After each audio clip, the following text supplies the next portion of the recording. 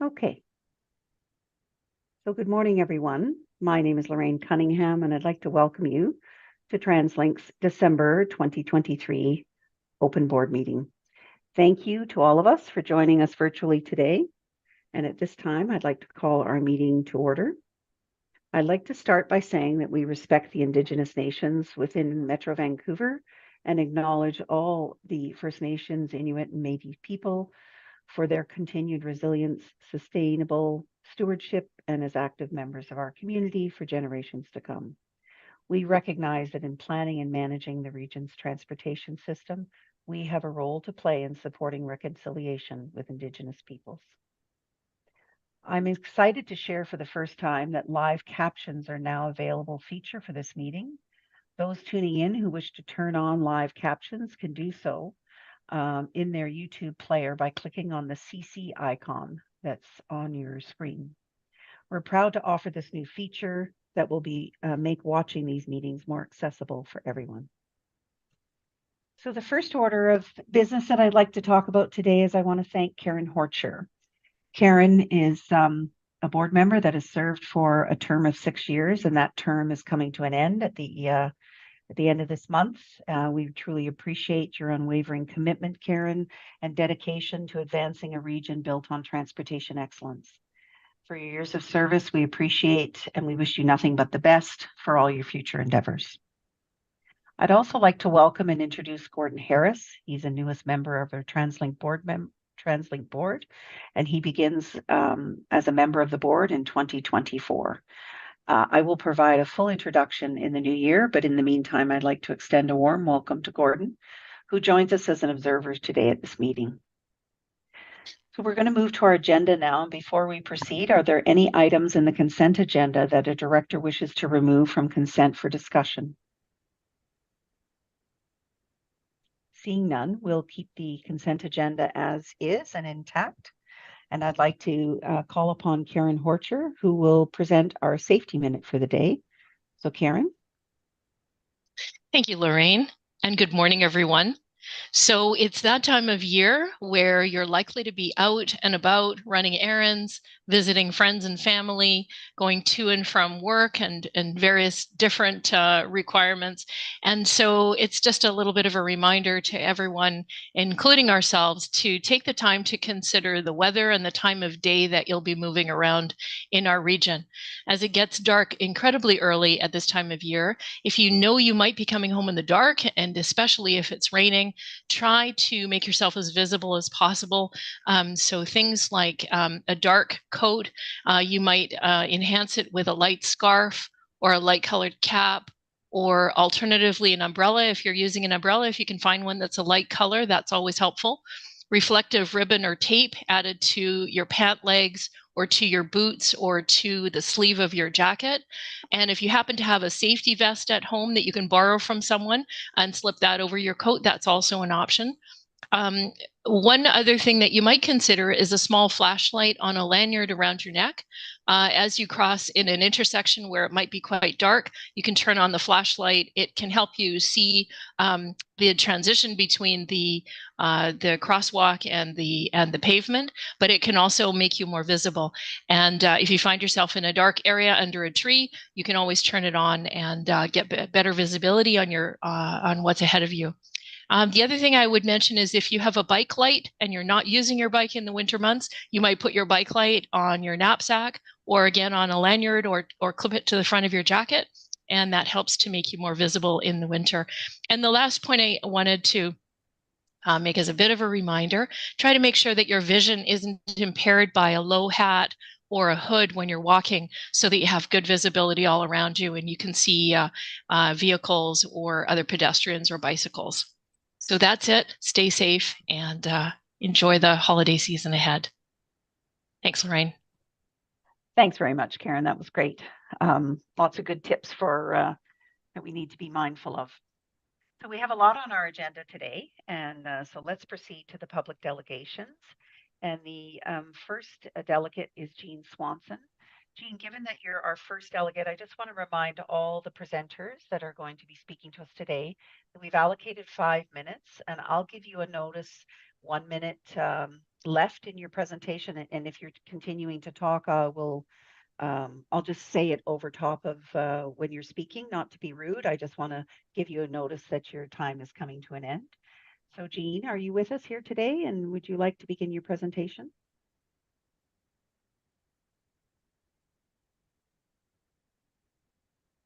Sure. I could Jean, start. Okay, great. Well, welcome, and the floor is yours. Okay, thanks. So I'm Jean Swanson. I work at the Carnegie Housing Project in the downtown east side. Our goal is to talk to folks who are homeless and the people who work with them and come up with recommendations on how to end homelessness in the downtown east side.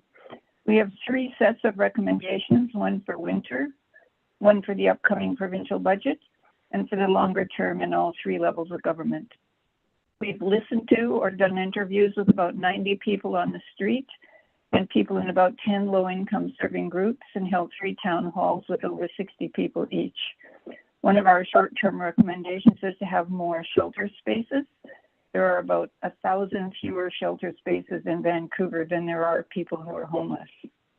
At the last town hall, people were really enthusiastic about the idea of a warming bus. Some cities like Edmonton already have these. They drive around and pick up houseless people and take them to shelters. And if there's no shelter space, they let. So the town hall folks wanted us to come to this meeting and tell you that.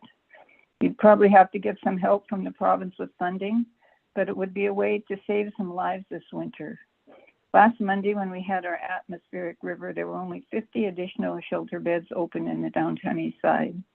More were open in other parts of the city, but downtown east side unhoused folks would have no way of knowing where they are or how to get them, or if they would be full when they finally do get there. A warming bus could help a lot of people in this kind of situation. It would have to be appropriately staffed with people who are kind to houseless people. Of course, what we need is dignified housing for all, and if you could help us work for that too, it would be great. And we wouldn't need a warming bus or even shelters. But right now the situation is urgent, and the folks we talk to think a warming bus would be a good addition to help folks out. And that's it for me. Well, thank you very much, Jean. That was great. I appreciate you staying within your time. So I'm going to move to the second presenter, and it's Leo Yu. Leo, are you with us? Leo, can you hear me?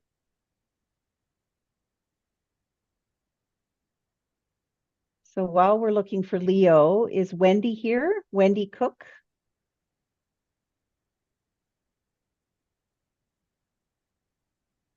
Wendy, are you here? All right, well, let's move down to the fourth presenter, which is Michael Lee.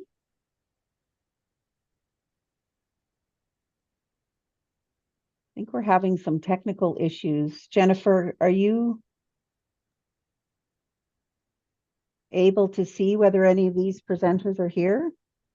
Michael, sorry, this is Vince speaking. I can see the waiting room. Michael isn't here. I haven't seen Leo either, and Wendy. Okay. You haven't seen any of the individuals that I've asked for? That's right. Okay, is Nathan here? He's the last presenter. Nathan is here. Okay, so why don't we invite Nathan in, and then maybe you can update me after Nathan is finished. Nathan?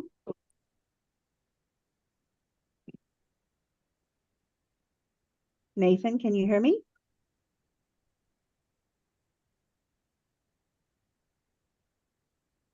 Nathan, can you hear us? Nathan, I think you're on mute. If you're able to unmute yourself.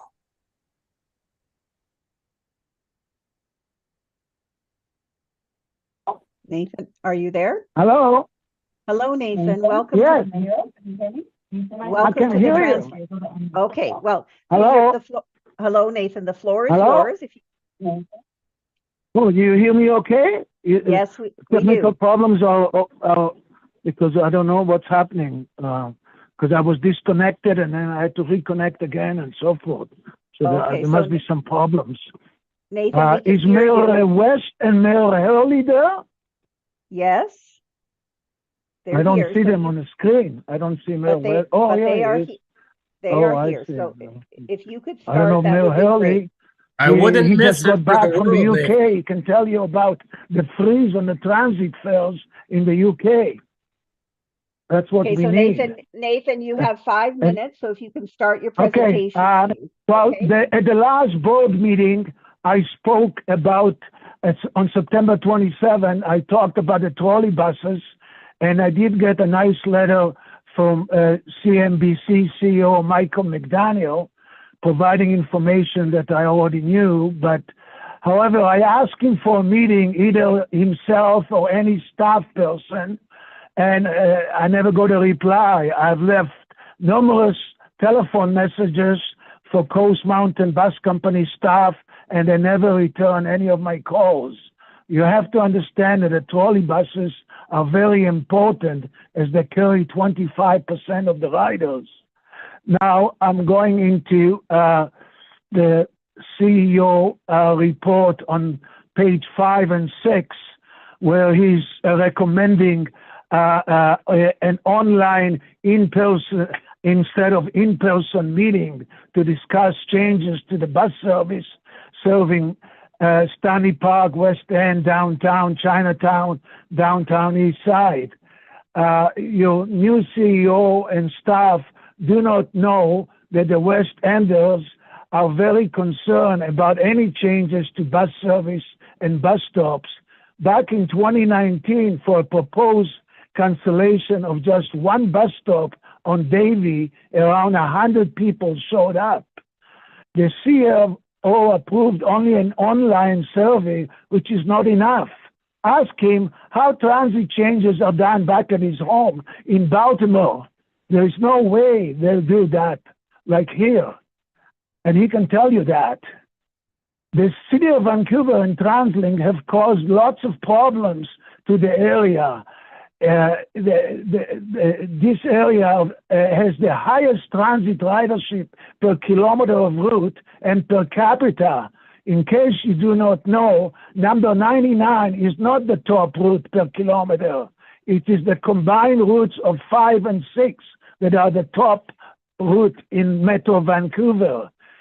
Creating a new bus route on Nelson Street, as proposed since 1971 by various reports, is very important to increase the ridership in the downtown West End Stanley Park.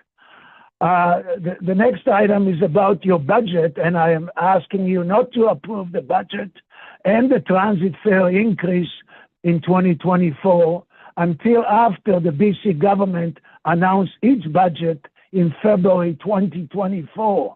BC Transit is getting up to 20% increase, and TransLink need one also. We also need a detailed line-by-line budget, not just a 65-page summary.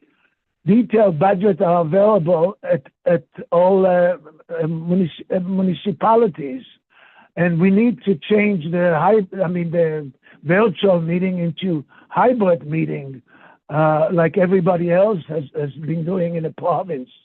So thank you very much for hearing me. Thank you very much, Nathan. I appreciate how passionate you are about our system. And when you're finished your presentation, if I can ask you to leave the meeting, that would be helpful, because we're trying to manage all the individuals that are coming and going. So if you've had your presentation, if you could log off, and then you can watch the meeting on the YouTube channel. The next individual that I'd like to call upon is Stanley Trop. Stanley, I believe that you're here in the meeting, and I think it would be your turn now to start your presentation. Can you hear us, Stanley?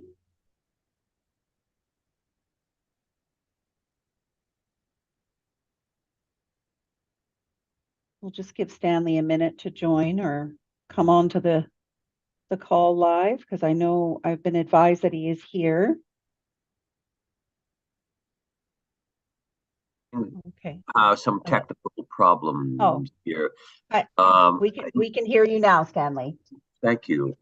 I don't know when I'm ready to speak for my 5 minutes and how strictly Yeah, the time you will be can start. set. You can start right now. Yes, thank you. Okay. It's very difficult to get on, rather confusing Zoom process here. For elderly people, of course, they don't know what to do, of course. Now, hi, to begin, TransLink board, good day. I regret needing to raise this, but TransLink has some serious problems with its meeting process. Like when I applied last week on your website to speak, I received no acknowledgement email. Only 2 days ago I did. This should be sent out right away so the applicant can know it has been received. This, of course, is distinct from being approved. Also, the website says no Q&A session is allowed, but I was later told that questions are allowed, so this is confusing, the way of the wording. Now, most writers are unaware of their right to speak at these quarterly meetings. TransLink should advertise this more widely, such as small posters at major transit hubs. And the elderly and others who are not technically adept have almost very little chance of getting on to these Zoom meetings. So there should be alternate ways of speaking, such as by telephone or in person better. Now, to the MTC trail, behind me is a picture, if you enlarge it, of the 2014 Cities Halls Marple Community Plan, which shows a trail on the TransLink land of the MTC site. And we're asking you to please make this beautiful drawing a reality. Here it is. So TransLink is creating a new electric bus depot called the Marple Transit Center on its 20-acre land at the Fraser River at the foot of Cambie Street. As I told your AGM on June 22nd, the new transit center urgently needs a nature trail. Last July 25th, city councilors at the meeting passed a resolution that council directs city staff to explore a waterfront path where the MTC meets the Fraser River and consult the Musqueam Indian Band. This motion passed unanimously, and most councillors spoke out strongly in favor of the trail. So what will TransLink do now? That's my question. We need to know. Please release a plan showing the trails with materials, etc. While TransLink staff and Mr. Quinn said there will be some sort of public access along the foreshore, detailed plans were never shown. We need these now. Please engage the residents of Marple, and building a trail is easily done. City Hall pledged in its 2014 Marple Community Plan to, within 10 years, quote, create a waterfront park of 10 acres at the foot of Cambie Street, quote, unquote. It would add this park so as to complete a continuous waterfront Fraser River trail. I now accept that such a park is no longer feasible on the MTC site, but a trail certainly is. Think about a great tourist destination this new trail could be for hikers and nature lovers. Tourists coming from the airport or the 610 Tawasin ferry bus would step off the Marine Drive SkyTrain station and notice signs directing them to walk to the foot of Cambie Street and an entry to the Vancouver Wide Nature Trail. The Marple population will soon boom by many thousands of people in the coming years, with families, with children seeking nature. Think of the children's needs. So the picture behind me shows the trail. Now, another topic. For decades, the elderly and disabled bus passengers have been soaked in cold rain at the Tawasin Ferry Terminal because there are no rain covers. This may be BC Ferry's job, but I asked the TransLink board to push them harder to fix it now. The ferry CEO, Mr. Collins, promised 6 years ago to fix it, but never did. In a letter to me of October 25th, which he forwarded to the Premier, Transport Minister Rob Fleming said this is a serious problem which will someday be fixed, but he gave no timeline. On October 30th, BC Transit, as distinct from TransLink, announced that it will spend, quote, $17 million to install 286 new and improved bus shelters across the province, unquote. But again, there is no timeline. The Tawasin Stanley, side, 1 minute. the Tawasin side did put up tents for rain shelters for the last Thanksgiving weekend, but then BC Ferries took the tents down again. Why not leave them up until after the Christmas holidays? When will it be fixed? One more thing, I want to salute TransLink for its plans to install washrooms at the major transit hubs. This was much needed for decades, and you finally did it. Thank you. Now, my two questions for TransLink. What will the trail look like specifically, and when will rain bus shelters be installed? If you could please answer these. Stanley, is that the end of your presentation? Yes. Okay, thank you. So if you're going to actually watch the rest of the meeting, I think Mr. Quinn can actually speak to your questions during his CEO report, because I think he's going to specifically speak about the bus piece, or he can fill you in on that for the Tawasin terminal. Okay. Thank you. And the MLA All might right. believe speak to the trail, I believe. Yeah, that's another topic that we'll have to get back to you about. I don't Yeah. know that it'll be. Okay. Thank you. All right. Thank you. All right. I think that we have Wendy with us. Wendy, are you here? Yeah, can you hear me? We sure can. So I'm going to start the Okay, so timer and you for don't you. want me to put, yeah, do you want Sorry, me to put the video on? Bad whatever hair you day. like.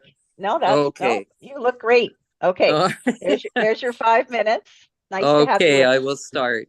Good Okay. morning, everyone. Okay, good morning, everyone, and thank you for the opportunity to speak to you today.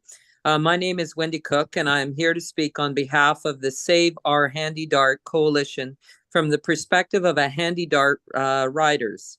I am also on the executive of the New West District Labor Council, co-chair of the Langley Human Dignity Coalition, and a Special Olympics Club Fit coach. Our coalition members include other organizations that together represent thousands of stakeholders from Metro Vancouver. We're here to raise concerns about our region's broken handy dart service. I'd like to give you firsthand accounts of the handy dart crisis and ask you to make a commitment based on 3 priorities that my colleague Leo Yu either has outlined or will outline for you. Everyone deserves an effective means of public transportation. And if part of that system is not allowing complete accessibility to all, then it is time to change so it does. The individuals and groups that utilize the service need a form of transportation that is timely and safe so they can go to work, they can live and play the same as everyone else. In my experience as a Special Olympics Club coach, I can tell you that allowing some of the most vulnerable members of our community to be picked up by taxi, where the driver has not had a proper training to assist people with disabilities, is worrisome.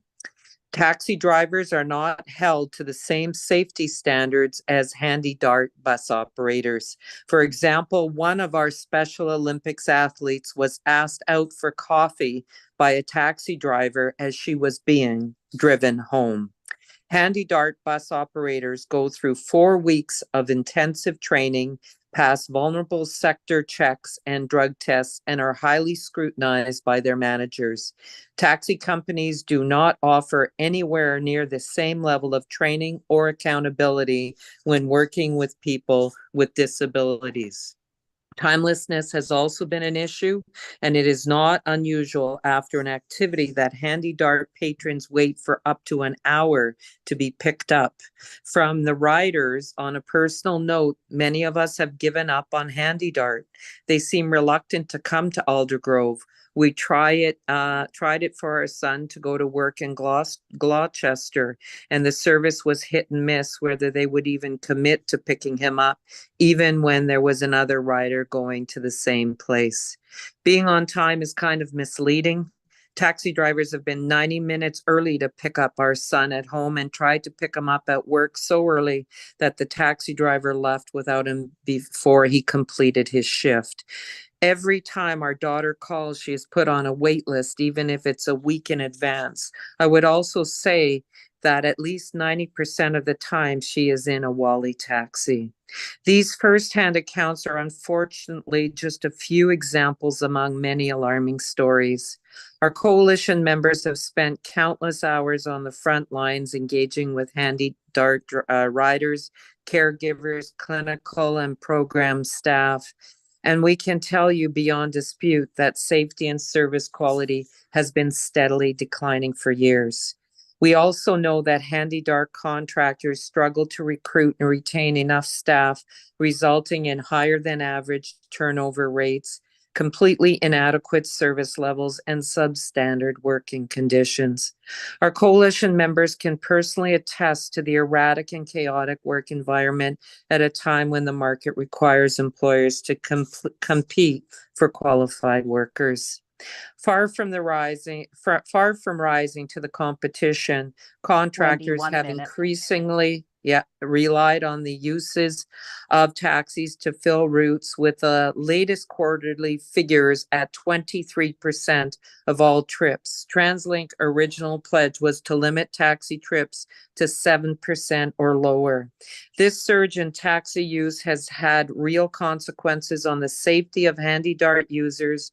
Our coalition hosted an online town hall in September with 100 stakeholders attending, and even users shared alarming stories of untrained taxi drivers who have abandoned riders and failed to follow basic safety procedures like assisting with seatbelts, applying wheelchair securements, guiding visually impaired passengers, and meeting the needs of people with cognitive disabilities. I truly hope that the TransLink board will commit to the 3 priorities that we've outlined for you. Limit the percentage of taxi trips to 7% or lower. Compare the costs and benefits of insourcing to continued outsourcing, and develop a plan to bring Handy Dart in-house. I'm done. Thank you. Thank you very much, Wendy, Okay. for your Thank you. presentation. And I see that Leo is now scheduled to speak, and I'll ask him to follow up, and it'll kind of be a good combination with your Segue. presentation. Yes, good segue. Perfect Wonderful. word. Thank you. Thanks very much, Wendy. Thank So you. Leo, can I ask you to join us? And you have 5 minutes to make your presentation. Can you hear me? Leo? I know you're in the waiting room. You're probably just coming online. We'll just give Leo a minute to get here. Hello, Leo. Can you Can hear you me? hear me? I can hear you. Oh, fantastic. Just for the administrator to know, the email that was sent to us did not include the Zoom link. So I actually was led to believe that it was by phone only, and the phone I feature see. is quite confusing. So that might Okay. All right. Well, why we'll others we'll had try had and get had a that difficult fixed time. for we'll try and get that fixed for the next time. So appreciate that. So welcome to the meeting, and you've got 5 minutes. And if you didn't hear at 1 minute, I'll just give you a notification. You can just keep talking, but I'll give you your 1 minute warning. That Okay. sounds great. Thank you. Thank you. So good morning, and thank you for the opportunity to speak. My name is Leo Yu, and I'm here also on behalf of the Save Our Handy Dart Coalition, which includes seniors and accessibility advocates, both labor councils in Metro Vancouver, the BC Federation of Labor, and Amalgamated Transit Union Local 1724, representing Handy Dart workers in this region. I'm a Handy Dart bus operator based out of the Vancouver depot, so I see firsthand how crucial Handy Dart is to many people's lives. I'm here to ask you to consider 3 urgent priorities, but I'd like to start by expressing our wholehearted support for TransLink's Transport 2050 vision of creating a fairer and more just and inclusive transportation system that truly delivers on the promise of access for everyone. Our coalition represents thousands of workers and riders throughout the region, and we would like to focus on supporting the Access for Everyone campaign for increased transit funding. But instead, we struggle with a contracting model for Handy Dart that is fundamentally broken. In recent years, Handy Dart has been operated by 4 different companies based on the out-of-date assumption that there is no labor shortage. Each time a new company takes over, we lose experienced workers and years of knowledge and progress. Yet we don't actually have an accurate comparison between insourcing and outsourcing. Why? Because in 2016, TransLink hired a firm to conduct a financially focused public sector comparator to contribute to a holistic multiple accounts evaluation. Unfortunately, the MAE was never done, so safety and quality of service was never properly considered. As a result, TransLink decided to keep the outsourcing model based on an incomplete process. The outcome has been surging taxi use, erratic and chaotic work conditions, and alarming consequences for people with disabilities. You heard firsthand accounts of Handy Dart users from my colleague Wendy Cook just now. So now we're at another crossroads as the current service contract expires in 2026. Based on the previous RFP process, it's likely that Access Transit is reviewing the current service model to develop a business case. So we believe that a complete review of service models is in order.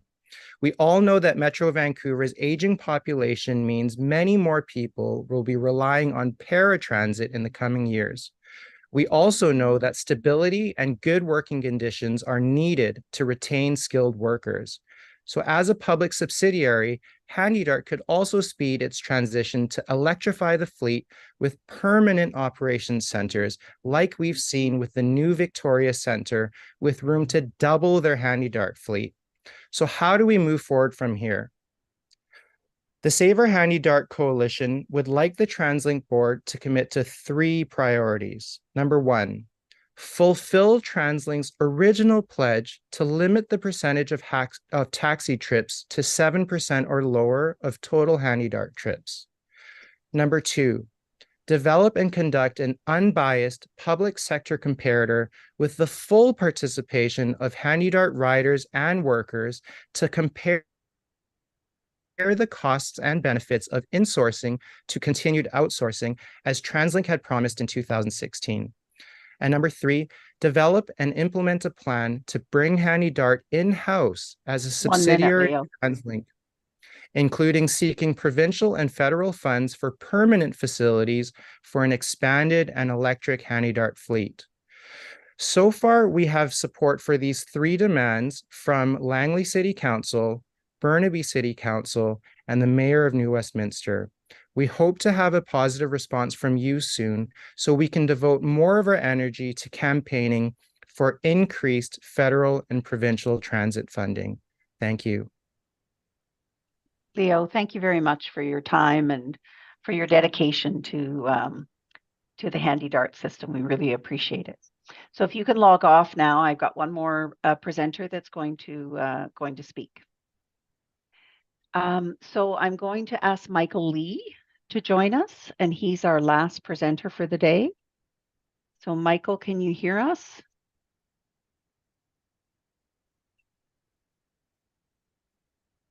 Michael, can you hear us? Just waiting for you to get into the call here.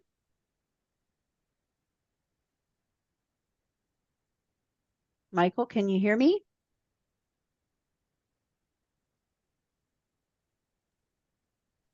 Michael, I think you're on mute if you're able to unmute yourself.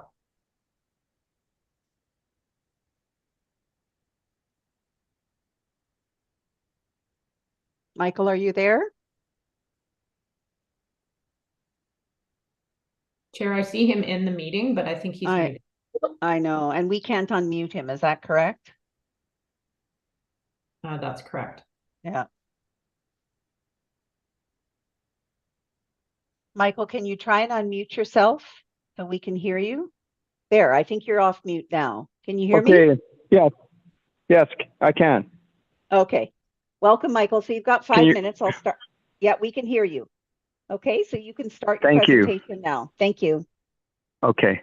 This is Michael Lee. Thank you very much for the time. I'm the MLA for Vancouver-Langara, which is a riding that is situated provincially for the province of British Columbia in South Vancouver. I've been elected since 2017, and since that time, I've continued to see the need for the transit infrastructure that has continued to be built out, including on the Canada Line. I know that the business case in the past has not been there necessarily in the years before the pandemic for the expansion of Canada Line stations at 33rd and Cambie and 57th and Cambie. But as we've seen with the through the pandemic, with the plans and the construction around Oak Ridge as the second town center for Vancouver, as well as the continued plans around MST lands, Heatherlands, the old RCMP headquarters at 33rd and Cambie, as well as the ongoing development that is taking place at 57th and Cambie, as well as Marine Gateway, that there's greater housing and density being created on the Canada Line. And as we've seen with the current government's focus around housing legislation on transit-oriented developments, I've certainly spoken on the record last week to the Minister of Housing, Minister Ravi Kahlon, about the need for greater transit infrastructure continued to be invested in South Vancouver. I know that with the Transport 2050 plan, that there's a great recognition by the Mayor's Council as to additional rapid transit infrastructure being added to on 41st and 49th Avenues going east to west. I certainly support that, and I know that even with the current municipal government in Vancouver, with a focus on Hastings and the connection to the North Shore, that these are of course important considerations, but I would urge the TransLink board to continue to follow through on the additional planning around rapid transit on 41st and 49th Avenue. South Vancouver has been cited by a recent SFU and South Vancouver Neighborhood House study as being in a deficit when it comes to transit infrastructure. More than 32% of Vancouverites living in South Vancouver travel to work more than on transit, more than any other community in the city of Vancouver. So there's a great reliance, and as some of you may well know, Langara College at 49th and Cambie, it's been documented 85% of those students, particularly prior to the pandemic, arrive versus public transit. These are just a couple examples of the importance of transit to South Vancouver. I still see the need, of course, that I've heard about over all my years as elected MLA since 2017 about a need for additional service on 57th Avenue. And I know that through some TransLink representatives, there has been some discussion for some shuttle bus service. We've seen with the commencement of construction on the new Marple Oakridge Community Center at 59th and Oak, a need for continued connectivity, and of course the consolidation of healthcare services at 57th and Cambie are two other examples of the need for access for seniors and others and family members along 57th Avenue, because as you would know, there is no other east-west access below 49th and between 49th and Marine Drive. I also wanted to comment briefly on recent initiatives that TransLink would have seen as they came through the City of Vancouver. I spoke to this at City Hall when the Mayor and Council did approve an amendment to the second bus depot construction that's taking place in my riding at the foot of South Vancouver Marine Drive for the electric buses initiative, and that's certainly very important to the City of Vancouver, certainly understood. But the continued need for partnership with the Musqueam peoples, City of Vancouver, TransLink, provincial authorities in terms of consideration for the continuation of Fraser River pathway along the Fraser River. And so I encourage again TransLink to see that commitment through because there's a commitment there to the Marpole community, given the density within Marpole for a 10-acre park. That has gone by the wayside under successive city governments here, but I do think there's an opportunity to continue to see the need for community infrastructure in that pathway along the Fraser River in partnership with Indigenous people. So those were the particular topics that I wanted to speak to. I appreciate the time that you've given me here at this board meeting, and certainly would look forward to continued dialogue with TransLink as we go. Thanks very much. Thank you very much, Michael. Appreciate all your feedback today. So that concludes our our presenters for the day. So I thank everyone for taking the time to come and provide some very valuable feedback to the board. So we're going to move on to the next item on our agenda, which is our CEO report. And I'm going to turn the floor over to Kevin, and he's got a presentation for us. So thank you, Kevin. Okay, thank you, Chair, and good morning, Board. Thank you so much. It's great to be here today. I'm just making sure I'm unmuted here. Okay, great. So before I start my report, I would also like to echo the Chair's remarks and just take a minute to thank Director Karen Porcher for her time and service on the board. Karen, thank you so much. I'm so grateful for your dedication and your commitment to TransLink, and on behalf of us all at TransLink, I do want to wish you the best on your next adventure. With that, I also want to extend a warm welcome to our new board member, Gordon Harris. Gordon, really look forward to working with you. In my management report today, I'll be providing updates on Bus Rapid Transit and the Mayor's Council pre-budget submission to the federal government, the Surrey-Langley SkyTrain, installation of Braille signage, and some new public art installations that were recently unveiled. I'll also share some of the ways that we're bringing in the holiday season and what we're doing to keep the transit system prepared for winter weather. And I'll wrap it up just by talking about what's coming up in 2024. Next slide, please. Last week, I had a great opportunity to speak to members of the Greater Vancouver Board of Trade for my 3rd annual address, where I discussed how TransLink is supporting Metro Vancouver's growth by advancing regional transportation and unlocking connections to affordable housing.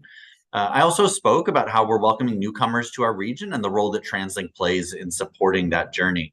And as you all know, at TransLink, we're all about connecting people and creating a more welcoming region. Everyone who uses this system, from customers to employees, really represents this. And I think in some ways that's what makes us so special. Newcomers move to this region every single day, and often we're the first connection when they arrive. And we have a video to play that really, I think, speaks to this.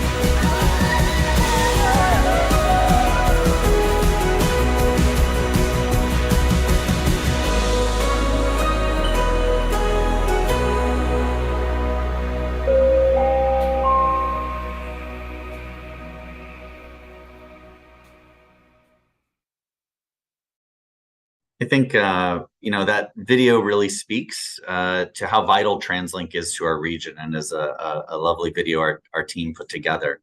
I think this is so important to really focus on this, because as you've heard me speak about many times before, Metro Vancouver is growing at really unprecedented rates. We're on pace to welcome 70,000 new residents this year, far exceeding what was projected. And further, our system continues to see strong ridership. Over 900,000 unique people take transit each week. That's about 1/3 of our population. And with this growth and strong ridership, while that's very welcome news, overcrowding and pass-ups are now returning to the system, especially in our busiest communities like Vancouver and Surrey. And in fact, bus overcrowding is now worse than 2019 levels. And in just 2 years, it's anticipated that without investments in bus service expansion, this will be much, much worse, really underscoring this immediate need for quick action. Next slide, please. One of the best ways that we can get ahead of this and address these challenges and get new service on the road fast is with Bus Rapid Transit, or BRT. With dedicated lanes, high-frequency service, and rail-like stations, BRT is the best possible service that can be deployed quickly and cost-effectively to support our rapidly growing region. The Mayor's Council recently shared the first rapid transit corridors to be prioritized in the next 3 years, advancing this new approach to rapid transit in our region. And those corridors include King George Boulevard from Surrey Center to White Rock, Langley Center to Haney Place, and Metro Town to the North Shore. And these routes were chosen because they'll reduce congestion along busy regional corridors, increase access to jobs, and they already have support from local governments to make these projects happen. Work is underway to determine the specific alignment, designs, associated costs, and timelines for each of the corridors. We're really looking forward to engaging with the public next year. BRT will be a game changer for transit in Metro Vancouver. Simply put, we need solutions now to address overcrowding and congestion, and BRT really delivers on this. Next slide, please. That said, much needed projects like BRT outlined in the Access for Everyone plan remain unfunded. And recently, the Mayor's Council confirmed the projects that will be included in the first phase of the plan. In addition to supporting the 3 new BRT projects, the mayors are requesting funding to support a number of key projects, including expanding TransLink bus fleet and adding bus depot capacity, supporting active transportation and road safety projects, and providing initial funding for the Golden Ears Way BRT Readiness and Goods Movement project. Funding for these projects will support getting new transit service on the road as soon as possible.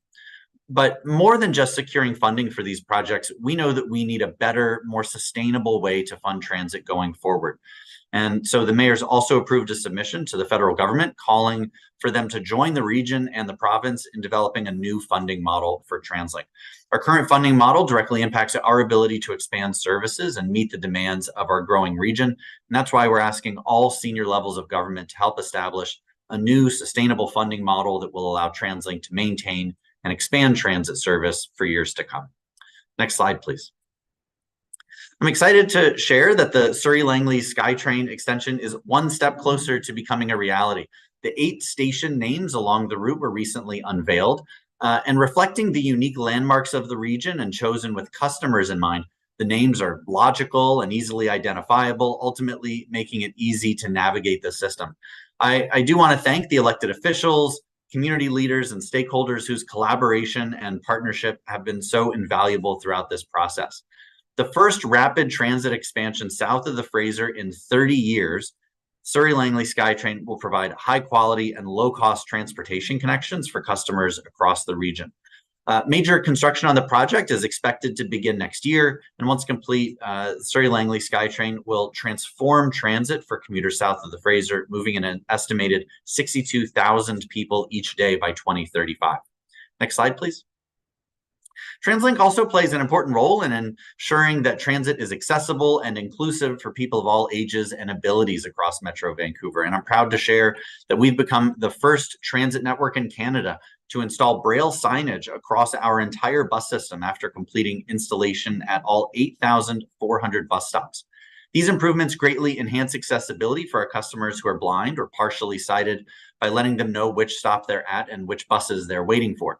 We've also installed raised tactile walking surfaces at all bus stops on TransLink property, and these indicators will help blind or partially sighted customers know they are near a bus stop and help direct them to the front door of the bus.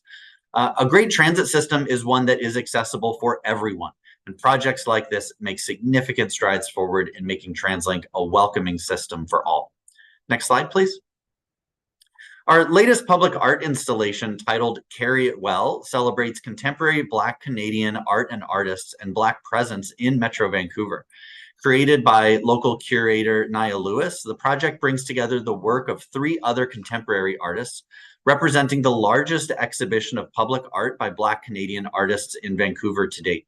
Customers can see their works on display at Main Street Science World, Granville, Stadium Chinatown, and VCC Clark SkyTrain stations for the next 2 years. I'd really like to thank the project's advisory panel, Hogan's Alley Society, and Amina Yassin, board member and chair of the Hogan's Alley Society Community Land Trust, for their partnership and contributions to this project. Public art really plays an important role in creating an inclusive transit system by bringing visibility to a broad range of voices and narratives that reflect the diversity of the communities that we serve. Next slide, please. And as we welcome the holiday season, our reindeer buses have returned, ready to bring joy and light up the streets of Vancouver. All of our buses, the reindeer, their friends, have hit the streets to not only spread joy and holiday spirit to all Metro Vancouverites, but the iconic buses will also collect and deliver toys to families in need as part of the Toys for Tots program. Big kudos to the team at Coast Mountain Bus Company for all their efforts bringing the reindeer to life. Now in its 38th year, we collect toys and cash donations from employees at Coast Mountain Bus Company, BC Rapid Transit Company, Handy Dart, Transit Police, and TransLink, and deliver them to the Lower Mainland Christmas Bureau. Customers who would like to donate to Toys for Tots are invited to participate by dropping off unwrapped toys at our TransLink Customer Service Center at Waterfront Station, the SkyTrain Customer Assistance Counter at Commercial Broadway, and at the Lonsdale Quay Sea Bus Terminal. In addition to the reindeer buses, the West Coast Express Santa train is also back for another year, running on Saturday, December 9th and Saturday, December 16th. Families can take the train for free in exchange for a new unwrapped toy or cash donation, with all donations to the Santa train benefiting communities served by the West Coast Express. We're also supporting local communities through our annual United Way Giving campaign. For over 30 years, the enterprise has supported United Way programs that tackle the most pressing social issues affecting children, families, and seniors across BC. It's really just so great to see the collective generosity of the enterprise make a real difference for the thousands of people around the region and across the province. Next slide, please. The holiday season also marks the beginning of winter, and as temperatures start to get colder throughout Metro Vancouver, we're preparing our transit services for this season. But whenever freezing temperatures are in the forecast, additional staff are called in, and we initiate a series of actions to help keep customers moving across the region. And these actions include things like spreading anti-ice solution on trolley overheads, replacing articulated buses with 40-foot buses, which are more agile in those snowy conditions, running SkyTrain de-icer on the power rail to keep trains moving and trains overnight to keep the tracks clear, and salting and sanding entrances and walkways at transit hubs. We also work with municipalities to prioritize bus routes for clearing so we can keep buses moving along and keep people going where they need to go. We couldn't do it without our incredible municipal partnerships across the region, and I am grateful for their continued support. Whenever winter weather is in the forecast, we really encourage customers to check the weather and check transit schedules before they leave their home and build extra time into their commutes. We are committed to keeping our customers moving this winter and prepared to do everything we can to provide a safe service. Next slide, please. Well, once the snow clears, we'll be looking ahead to a fresh new year, and 2024 is shaping up to be a big year with some critical milestones. As you heard in my presentation, we'll be advancing the Bus Rapid Transit program, preparing for SkyTrain expansion as the Surrey-Langley SkyTrain and Broadway subway projects continue to advance. We'll also be preparing our next investment plan while working with our funding partners to solve our structural funding shortfall. Of course, we'll be working diligently to find a new sustainable funding model that will allow us to maintain and expand transit services for years to come. Internally, we need to ensure we're continuing to manage our own house as the enterprise really steps into this new chapter. In addition to preparing for system expansion and providing as much service to our customers as possible, we also need to anticipate another year of rising costs, inflation, and high interest rates. And that's why, as part of this work, we'll be looking to identify even more cost savings and additional efficiencies within the enterprise. So in the new year, I've taken action by directing staff to proactively initiate an external efficiencies review. My goal is to find every and any possible avenue for enhancing our operational efficiency and additional cost savings, enabling us to strategically direct resourcing towards frontline services, while also giving us a strong foundation for our next investment plan. As we conduct this review, it just makes good sense to put a pause on hiring any new enterprise corporate positions, including administrative staff. We will, of course, continue to recruit frontline service positions and positions related to project delivery. And the team and I will continue to actively work with the governments of BC and Canada to develop lasting solutions to our financial challenges, enabling us to realize the Access for Everyone plan and to implement much needed transportation solutions. Next slide, please. I want to close out with a big thank you because it's been an incredible 30-year journey with TransLink and BC Transit for Gigi Chen Kuo, our Chief Operating Officer. who will be retiring from our organization later this month. Through her extensive tenure at TransLink, Gigi has been a driving force behind our public service mandate and corporate vision, consistently ensuring alignment with our strategic priorities. And she has overseen crucial divisions, including the General Counsel and Corporate Secretary's Office, Business Technology Services, Real Estate, Commercial Strategy and Innovation, Indigenous Relations, Internal Audit, and Equity, Diversity, and Inclusion. I feel like I could go on and on. In 2021, Gigi also led as interim CEO, skillfully guiding the organization through the challenges posed by COVID-19 and the aftermath of a cyber attack, while diligently maintaining the smooth operation of our services. And so a sincere thank you to Gigi for your leadership and your dedication to the TransLink enterprise and the public interest. You will be truly missed, and we wish you well in your future endeavors. Next slide, please. With that, Chair, that concludes my remarks. Thank you all so much for your time today. Happy to answer any questions. Thanks. Thank you very much, Kevin. And I also, on behalf of the board, would like to thank Gigi for her service. She's been an incredible, made an incredible contribution to the organization and to our region. So we appreciate that. Are there any questions for Kevin in regards to his report, aside from where we can get on the reindeer bus, or, you know, those important items that he talked about? Any questions for Kevin? All right, well, hearing none, we're going to move on and invite Sani Zain to make his presentation around the BC Rapid Transit Company. So Sani. Thank you, Chair, and thank you, board members and members of the public. Happy to provide you with an update on our progress in the last 3 months. And if we can move to the next slide, I will be commenting on our 3 objectives. We are focused on 3 objectives to guide us for our future. One is the everyday emphasis on delivering excellent service. Our second objective is making sure we are ready for the most ambitious expansion of SkyTrain ever. And the third one, doing it all with a healthy, motivated, and fulfilled team.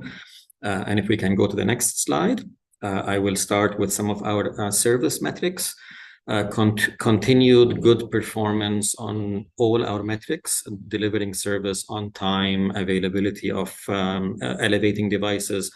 Also not shown on the slide, significantly good safety metrics in the quarter, and continued good performance from our customers, rating our service highly.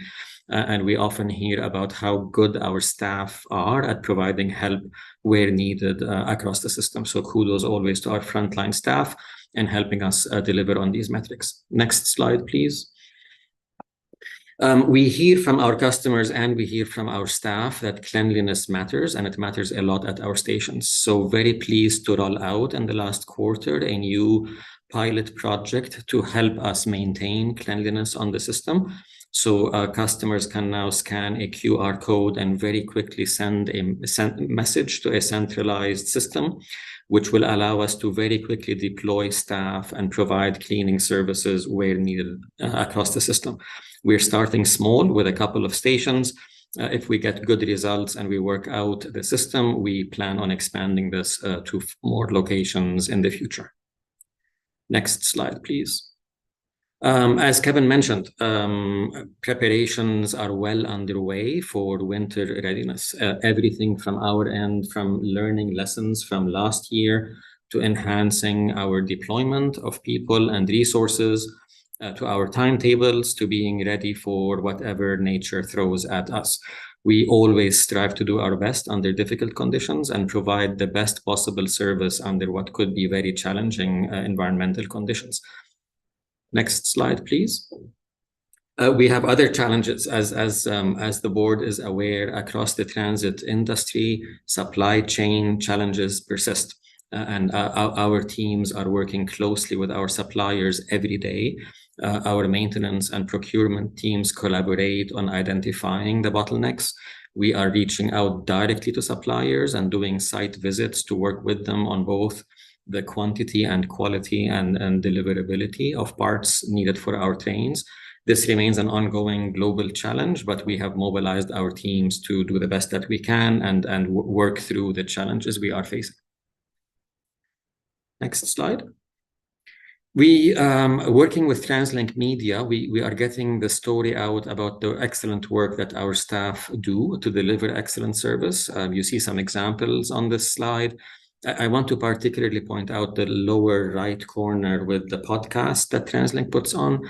We've had our staff highlighted on a couple of the podcast episodes to provide a behind the curtain look at the excellent work that our staff do every single day to keep the system running and providing that excellent service.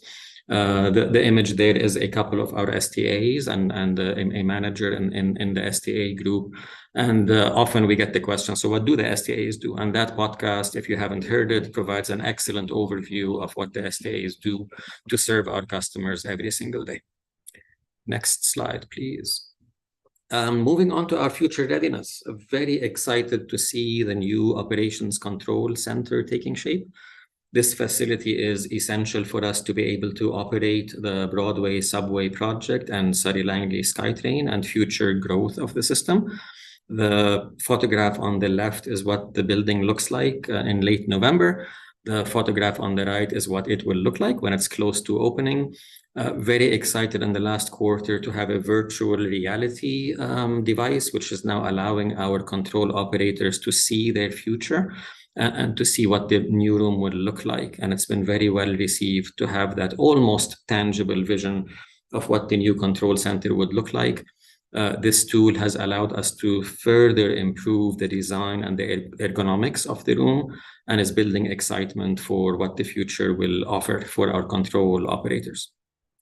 Next slide, please. We're also very excited to have our new Mark Vs almost arriving. We are still on schedule to have Train 1 arrive in Vancouver in the middle of this month. So the trains are sequentially undergoing testing and then delivery to the Vancouver region. Once the first train arrives, it will go undergo very significant testing and commissioning on our system before we enter it into service sometime in 2024. In the meantime, Trains 2 and Train 3 and the sequential trains are on the assembly line, either being assembled or undergoing testing at the test track. Next slide, please. A lot of new facilities coming online soon. Here where I am at the OMC1, we have a new guideway shop, which will allow our guideway folks, the folks who do all the difficult work to make sure the guideway remains safe, mostly as overnight difficult work on the actual tracks. They will be moving into a new expanded guideway shop in the coming quarter. And we are under construction for a new, longer vehicle cleaning facility, which will allow us to maintain the cleanliness of the new, longer trains when they arrive. So that's an active construction project, which currently underway here at OMC1. Again, it will be something which we will complete in 2024. Next slide, please.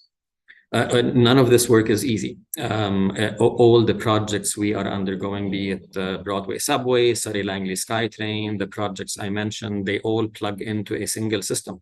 And the integration of all these projects into our system is an ongoing daily challenge.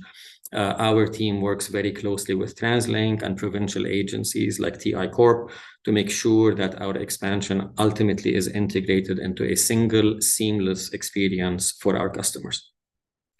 Next slide, please. I'll spend just a bit of time on all the activities we're doing for a healthy, motivated, and fulfilled team. Very significant focus in this quarter on a campaign to improve safety. Slips, trips, and falls are one of the main causes of employee injuries. We've launched a 3-week intensive campaign to increase awareness and try to reduce that risk. That campaign is actually in its final week as we speak.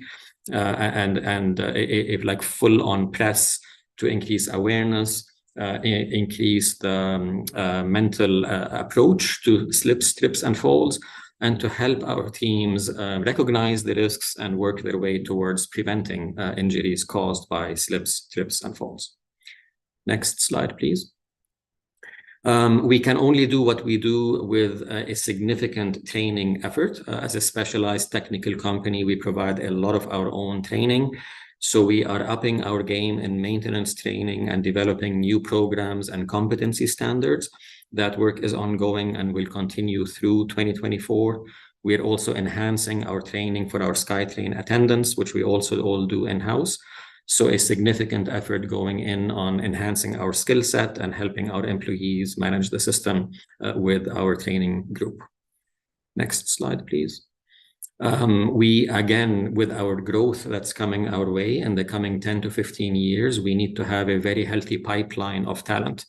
So reaching out to the next generation is a multi-pronged approach. We've now started going into high school career days to present what a career at SkyTrain is all about and providing presentations. We're providing tours. And in the last quarter, again, we had our Take Our Kids to Work Day, where we brought our own children to the workplace and showed them what an exciting place SkyTrain is, hopefully to be able to get the next generation interested and motivated to join us. A lot more coming in this area on apprenticeship programs that we're working to roll out in 2024. Next slide, please. We're only successful in working with our partners, and sometimes that's difficult work. We had an incident earlier in 2023 where our partners with Coquitlam Fire and Rescue helped us navigate a significant incident on the system. Our staff suggested that we go and actually say thank you in person to the help that they provided to us, and that happened in the last quarter. We went to the fire station and had a little bit of an event to thank them and provide them with a plaque of appreciation for the work that they do every day to keep the public safe and help us in responding to some difficult incidents. Next slide, please. Finally, we do all this with our staff, and a lot of what we do on our motivated and fulfilled team comes to us from suggestions from our staff. That includes celebrating our diversity. Our teams are on it, and be it on reconciliation, being it on the diversity of the cultures at SkyTrain. We're always recognizing and appreciating who we are, and a lot of that comes from the team itself. And what you see here are some examples of displays at our various STA locations and management locations, celebrating various cultural events that happen throughout the year. Next slide, please. That's my presentation, Chair. Happy to take any questions from the board. Thank you very much, Sani. And understanding a little bit about what's going on behind the scenes to prepare for what's coming down the road, it's just remarkable what BCRTC is embarking on with all of our expansion. So it's very exciting times. I see that Director Reimer has a question for you. Thank you, Chairperson. Thank you for the report. I had a question about the cleaning and maintenance pilot and when you anticipate it concluding and when we may see it scale up. We anticipate in Q1 of 2024, we'll have some outcomes as to how effective was it, how well used was it. We want to get information on, are we getting the public to use it? Do we need to improve the signage and visibility? And how quickly are we able to respond with the current staffing that we have? If all the indicators are looking good, if the public is using the system and we're able to actually make a difference, we very much intend to roll that out at more locations. So I would say in 2024, we'll assess the success and roll it out at more locations, if at all possible. That's great. I'm really excited about it. Thank you. Thank you, Sani. Any other questions for Sani before he signs off? All right, well, seeing none, then I'm going to invite Michael McDaniel from Coast Mountain Bus Company to present his report. Mike. Good. Thank you, Chair Cunningham. Good morning, everybody, members of the board and members of the public watching live here. I'm going to just get going. So let's just get to the next slide. So you see the agenda in front of you there. I'll have an update on bus and handy dart service. I'll touch on winter readiness as well as a GRIP-D pilot, just to go over a couple more things from what Kevin mentioned. A construction update on MTC and PTC, that's Morpole Transit Center and Port Coquitlam Transit Center. The very, very soon to be launched R6 Rapid Bus in Surrey. Bright Ideas update from our staff team, as well as a wellness fair that we just held recently. Next slide, please. So first, a service update as I give each time at the start. First one here is for bus, both conventional and community shuttle. Currently, 99% of service was operated. This is This is about standard over the last few months, but this is a great recovery story over the past year. And in December, we kind of look back a little bit and reflect, as we all do, and just proud to say that not only have we been doing some great recovery from the pandemic, but we're really thriving out there in terms of ridership demand. Bus ridership in a number of subregions is well over 100% overall. It's around 90%. And in this past quarter, of course, the growth is strongest in the Southeast and Northeast subregions, as we've heard a couple of times. In regards to HandyDART, we continue to see steady increases here in ridership as well. As always, we are prioritizing getting customers to their appointments. I can say that 99% of all trips requested were delivered in September, keeping in mind that this doesn't include when customers cancel trips. Also, the trip delivery is a 1% increase compared to 2023, compared to June 2023. And lastly, on-time performance was 91%, which is the same as it was earlier in the year. Now, before we go to the next slide, I just want to kind of step back for a minute.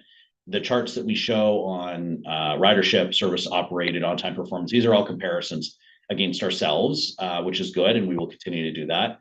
But on the next slide, we'll see a bit of a comparison to our comparators in the industry, our peers. So next slide, please. So some members, for some context here, some members of TransLink Enterprise attended the APTA and CUDA conferences this past fall. We met with industry leaders from all over North America and beyond, and we were reminded of something we, of course, already know, but we are industry leaders. And this is APTA's, the American Public Transportation Association graph that shows the top 16 cities ranked by total bus ridership in North America. I'm happy to report that CNBC bus ridership is third highest in APTA members in North America. In 2019, we actually ranked fifth, and so you can see that our ridership recovery has outpaced many of our peers. Keeping in mind a very important point, which is our population in this region is 26th out of all of those APTA members, yet we are third in bus ridership. So kudos to everybody that is delivering that every single day through our bus system. Next slide, please. So as I mentioned, our teams are hard at work every day to get service on the road. And of course, when winter weather hits, we all work just a little bit harder to make sure that things come together. But it's not just, of course, on the days when it's forecasted to snow, it's the planning and strategies that precede it. You'll see on the slide a number of highlighted things. Kevin mentioned some of them, so I won't go over them in detail. But just a couple of things that we're doing, working with the cities. Obviously, we have our tire socks that you've heard of before on Burnaby Mountain routes, North Shore routes, and just making sure that we're ready when those temperatures fall. And that will happen this year at some point. But we depend a lot on our employees, too, to keep safety top of mind. And this season, when they're out there with increased freezing, the risks of slips and trips obviously increase a lot. And we're asking everybody to watch where they're stepping. Also remember to dress for the weather and wear sturdy shoes with a good grip. And speaking of good grip, let's go to the next slide. And here we're talking about our Grip D tires. This is following our limited pilot last winter. This is the Michelin Grip D model, and we're expanding this greatly. We announced this about a month ago. All of our buses that are going to be equipped with these are all set. This is about 500 buses, about 1/3 of our fleet. Now, this Grip D tire is the same winter rating as our current tire. So it's the same rated tire, 3-peak mountain snowflake, but it has a different tread pattern. And testing will focus on tire performance in all conditions, wet, dry, snow, and ice. We'll monitor for durability of the tire, impact on fuel economy, of course, and the pilot will last between 6 to 12 months. Gathering information on all seasons, and all of that information from the pilot will go into informing our decisions about future tire decisions. So excited about that and excited to see how that goes. Next slide, please. So just a construction update here on First Marpole Transit Center. This is MTC. that we refer to commonly. Construction has started, and as you see in the photo, they've cleared the site in South Vancouver and are doing early preparatory work, including demolition of existing structures, moving utilities, etc. When complete, the new depot will accommodate maintenance, dispatch, and in-depot charging of battery electric buses. The depot is on track for Q4 of 2026 completion. For Port Coquitlam Transit Center, this includes renovation, expansion, and electrification. The current depot is almost 50 years old, built in 1977, and the upgrades to PTC will add service capability for battery electric buses, provide additional maintenance and capacity for fleet diversification, as well as expansion, and of course, modernize a number of workspaces. PTC will actually be our second battery electric bus depot after Hamilton Transit Center, as it's ready to complete in 2025, just before MTC. So excited about that work there. Next slide, please. So as I mentioned, just around the corner, our newest service, which is the R6 Rapid Bus in Surrey. We are very excited. This is going to have bus prioritized infrastructure. It's going to have dedicated bus lanes and queue jumps. They're being installed over the last couple of months and as we speak. And after the R6 launches, CNBC will still operate a local service, the 319 in that area. And we're just looking forward to getting another expanded service there in a very busy corridor in Surrey. Next slide, please. So engaging with our staff is always important, whether we're talking about new service or looking for feedback. And as I mentioned earlier, the end of the year is a bit of a reflection time. I thought it was a good time to bring just to the board's attention a little quick history on our Bright Ideas. In 2016, it used to be called Innovation Week, and it ran for a week. Lots of different ideas that came in to improve customer and employee experience. In the first year, we received 97 ideas. 2017, the program changed its name to Bright Ideas, and the campaign grew to kind of more of an annual campaign. Through the COVID years, we did continue it in different forms. This past year, we've reinvented it again. It is now a continuous program, which allows employees to share their ideas when they come to mind. It also improves our ability to communicate with our staff about updates on programs and just get back to our staff quicker. So a neat program there that's taking another approach. Next slide, please. Just about 10 days ago, 12 days ago, we ended up doing our wellness fair at Vancouver Transit Center. This is our first one since the pandemic, and we had about 150 staff from VTC come through.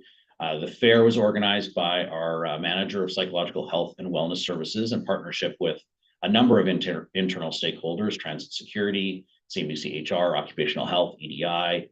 Also in attendance was our transit operator peer diffusers, Unifor 111 mental health advocate, and violence in the workplace representatives.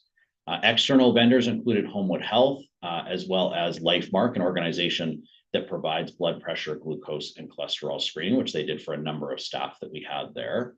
And the highlight, I think, was that people were able to take home some CNBC designed Band-Aids. You can see them very small in the picture there on the screen, as well as some compression socks and information about how compression socks can help any employee that is either sitting or standing for long periods of time. Of course, we have both of those categories in our company. So that was great, and we do have plans for the other 5 depots to have this fair pop up in 2024. Next slide, please. This looks like a very professional photographer shot here, and I think it was, but it was from one of our transit operators who took this, and I thought I would share this. This is a great bookend for what Karen Horcher mentioned in the safety moment. It's a reminder that early morning and almost early afternoon these days, it is fairly dark out there. So a reminder for people to just be seen, employees and customers and pedestrians. Be bright, be seen, and it'll help all of us stay safe out there. So, Chair Cunningham, that concludes my report. I'm happy to answer any questions. Thank you. Thank you very much, Mike. Before we go to questions, I have asked Kevin to come in and add a few more words of commentary to some items that came up in our in our presenters this morning, some of the specific questions. So Kevin. Yes, thank you, Chair. It felt appropriate here during towards the end of Mike's presentation to address some of the kind of bus-related comments that came up during our public delegates. If I can address a few items, a couple of our delegates today spoke about HandyDart, and so I just want to assure the board, the public, that improving the experience of taking HandyDart has really been a key focus of ours for quite some time, since we undertook that review that was mentioned back in 2016, 2017. And several improvements have been made since that time, but I think we also recognize that there are still areas for improvement. And so also, I think it should be recognized that since that time, there have been just numerous changes in the transportation space and in the paratransit industry as a whole. And so beginning in early 2022, we will be undertaking a review of the HandyDart long-term service delivery, really to evaluate options for the best way that we can ensure that people with disabilities or who are unable to take the conventional system without assistance, that they have a high quality of service. And so that will include looking at how the service is delivered, looking at the role of taxis and potentially other non-dedicated vehicles. So that will be taking place. We will be undertaking that in 2024. A couple of other items just to note that also came up during public delegates, but are perhaps relevant here. One is the Marpole Transit Center. So, Mike spoke specifically and gave an update on the project. As it relates to the trail that came up with one of our delegates, I want to note that TransLink remains supportive of including a waterfront trail on the site, and we have included an allowance for one in the design of the project. I want to note that development of that trail isn't something that TransLink can do unilaterally, and so we are working with partners to advance this and to make that project happen. The last piece on the Tsawwassen shelter, also bus related. We are seriously exploring this. We are having those conversations with BC Ferries, continuing to take a look at that. We've heard this as a concern from our riders time and time again, and I agree that we need to address it. And so I'd say stay tuned, and we'll be, of course, following up with the public delegates on these items directly and with more detail. Thanks. Great. Thanks, Kevin. So now we'll go to questions for Mike. So I see Director Horcher has a question. Karen. Thanks, Lorraine, and thanks, Mike, for your presentation.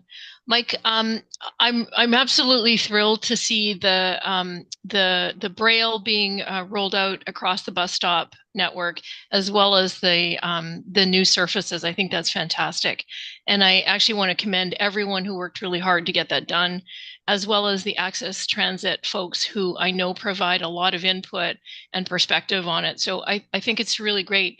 My question is, now that we've done this, what would be the mechanism for someone who has sight challenges or other challenges who wants to take advantage of that, for them to get information on it when they're planning their trip? Either they're not regular in Vancouver or this is a new issue for them. What is our plan for that? Yeah, good question. Thanks, Karen. Lots of different ways for any rider to get information, of course. Our primary way to do that is either through our website. If that's not accessible for them, we do have customer information, as well as on all of those signs, we actually have a number for customer information. So we have a very well-staffed, very well-educated group of transit enthusiasts that work at customer information that give out every bit of information across the entire network, all modes. And that's kind of the big way they can do that. They also can get text alerts. They can sign up for those as well through the website. So there's lots of different ways for customers of all abilities to get information on riding our system. Yeah, thanks, Mike. I was thinking it might be really helpful to have something, and it might be there already. I don't have my my website open, but it might be really helpful to have something, that says accessibility information here, because often it's someone else who might be gathering that information for them. So make it really obvious that it's there and here's where to look. So thank you for that. I'll flag that also for Steve Vanagas for future. Thank you. Sounds great. Thanks, Mike. Thanks, Karen. Andy. Yes, thanks, Chair.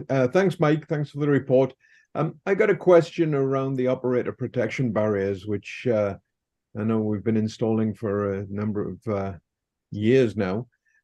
Do you keep separate data when we're looking at operator assaults to judge the effectiveness of the barrier on number of assaults? Because I noticed in the KPIs that they're flat across the chart, but there was a minor uptick reported on this report. Yeah, thanks, Andy. Good question. And maybe I'll just add that we are almost finished. Also, we're probably about a month and a half away from finishing the installation on all of our conventional fleet, which is a great success. That's been a long process, but we're almost there. In regards to just tracking data, I think one of the things that you don't quite see in the higher level data that we produce for the report is that the amount of significant assaults is down, and that was really the idea around the protection barriers, is to make sure that, for example, a physical assault that was going to cause harm to an operator potentially while they were driving, we're going to minimize those, and those have been greatly minimized. We count assaults of every kind, and you see those in the stats. So if there is, for example, any sort of liquid or substance even thrown at an operator, that's an assault. And so in more detail that we have internally, we track the severity and the types of assaults, and we of course investigate all of those and look at ways to minimize those even more. But what you're not necessarily seeing in there is that granularity, but it is happening. It is lowering the amount of significant assaults. And that's maybe something I can bring back in a bit more detail at a future meeting. But thank you for the question. Thanks, Mike. Thank you. Mayor Brody. Thanks, Chair. This seems to be an appropriate time to bring this up because Kevin was reminding us what some of the delegations had to say. And it revolves around all the operating companies as well.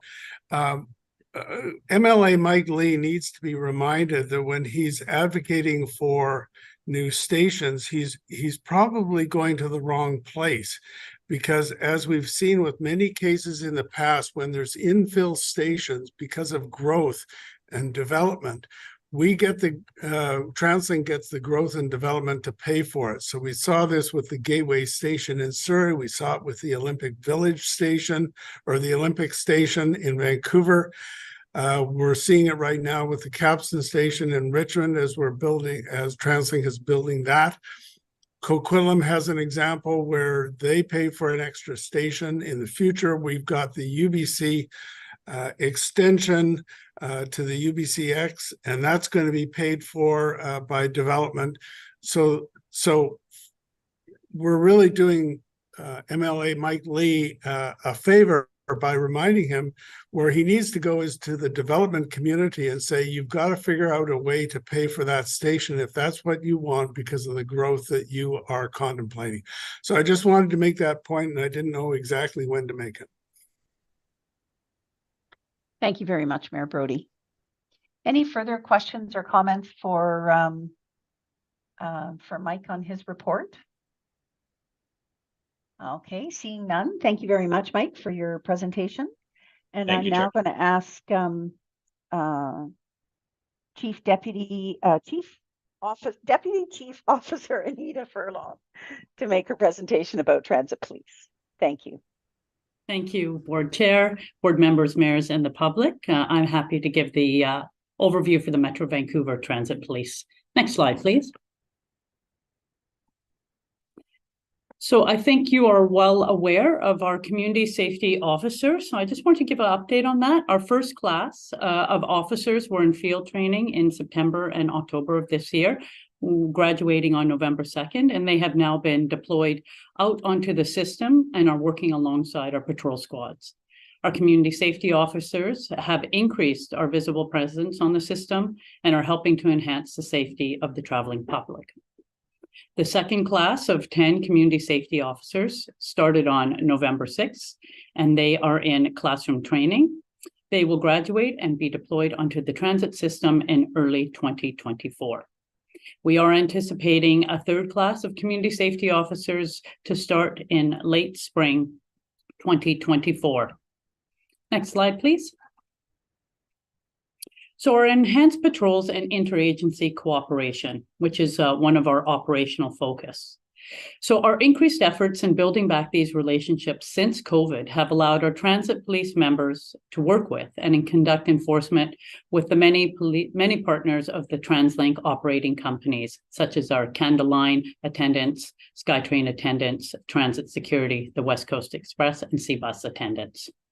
We have seen the positive impact these joint patrols have had to not only increase visibility on the system, but to enhance the cooperation between our employees.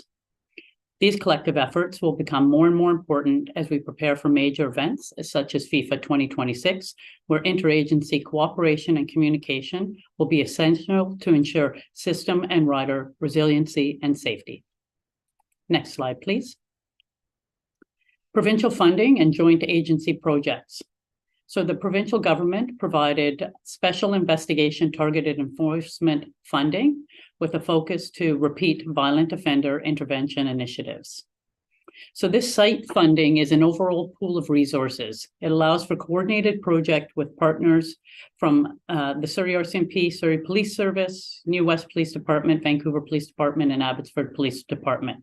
This one project that we focused on disrupted the sale of illicit substances in and around SkyTrain stations in Surrey and New Westminster. The Repeat Violent Offender Intervention Initiative is a focus on improving public safety by coordinating responses across the justice system. Police, prosecutors, probation, and corrections interconnectivity through hub locations across the province that focus on repeat violent offenders. So one project that was led by Transit Police identified and removed 10 persons with outstanding criminal warrants from the transit system. This additional funding allows for these projects to be run in addition to our regular patrols and supports us to build relationships with our jurisdictional police partners. Next slide, please. So I'm pleased to announce that in October of this year, Inspector Bryce Graham was promoted to Deputy Chief Officer. He has assumed responsibility for the Administrative Services Division, which includes oversight of finance, human resources, information technology, information management, recruiting, training, facilities, and fleet. Of note, and something our agency is proud to acknowledge, is that Deputy Chief Graham is the first Deputy Chief to be promoted from within the Transit Police. He has been with our agency since 2007. Next slide, please. Transit Police, like most police agencies across the country, are facing recruitment and retention challenges. To meet our future targets and support the request for additional sworn members and an anticipated third class of community safety officers, our recruiting department has been hard at work with numerous internal and external recruiting drives, which included presentations to the Law Enforcement Studies Diploma class and also information sessions for both our sworn and community safety officers positions held here at our headquarters building. Although our sworn applicants are still lower than in previous years, we are having excellent response for the Community Safety Officer program. We hope many of these employees will stay with us and move into a sworn member role after obtaining the experience they require to move to this step in their law enforcement career journey. Next slide, please. So we have our Waterfront Community Policing Center. I'd like to provide some updates on that. The first is a new volunteer coordinator civilian position that has just started at the beginning of November. This position supports the Waterfront Community Policing Center and replaces the neighborhood police officer who was previously filling this role. We're very excited to have our volunteer coordinator, as this now frees the time of our neighborhood police officer to focus on further community engagement within the downtown core. In October, an appreciation event was held for the Waterfront Community Policing Center and also the Blue Eagle Cadet Program volunteers, as you can see in the photograph. Also in attendance were Community Policing Center and Blue Eagle Program sponsors, community, and police partners. The commitment of these volunteers to transit safety and protecting persons in vulnerable circumstances is incredible. Of note is the Community Policing Center Volunteer of the Year, Joshua Ramirez, who has contributed over 1,000 volunteer hours between the Waterfront Community Policing Center and the Blue Eagle Cadet Program. Next slide, please. Our Indigenous Liaison and Blue Eagle Cadet Program. Transit Police is committed to working towards reconciliation, building trust, and promoting better relationships and engagement between Indigenous communities and the police. For the National Day of Truth and Reconciliation, there was a ceremony at Transit Police headquarters to raise the survivors flag. Our Indigenous Liaison Officer, Constable Rattray, continues to run our Blue Eagle Community Cadet sessions in both Vancouver and Surrey. He also attended the 3-day Stalu powwow, where the Blue Eagle Community Cadets table attracted new applicants for the program. Lastly, our Professional Standards Unit hosted a complaint resolution workshop facilitated by the Office of the Police Complaints Commissioner. This event was attended by 11 different police agencies. They learned about restorative justice options with an emphasis on interactions with our Indigenous communities. This concludes my presentation. I'm now happy to take any questions you may have. Thank you. Thank you very much, Anita. Appreciate all your information. I'm really so enthusiastic about this program that we've developed with the community service officers and their potential development into full transit police at some point in their career. I think that's a wonderful opportunity. So I'm very enthused by how this is progressing. Yeah, we are the same. It's very exciting for us to have really the young members coming through and building that loyalty to our agency, and then seeing them through those that wish to become sworn members. And I think they really learn the culture and how it's inside the transit system like to take care of our customers. So it's very positive.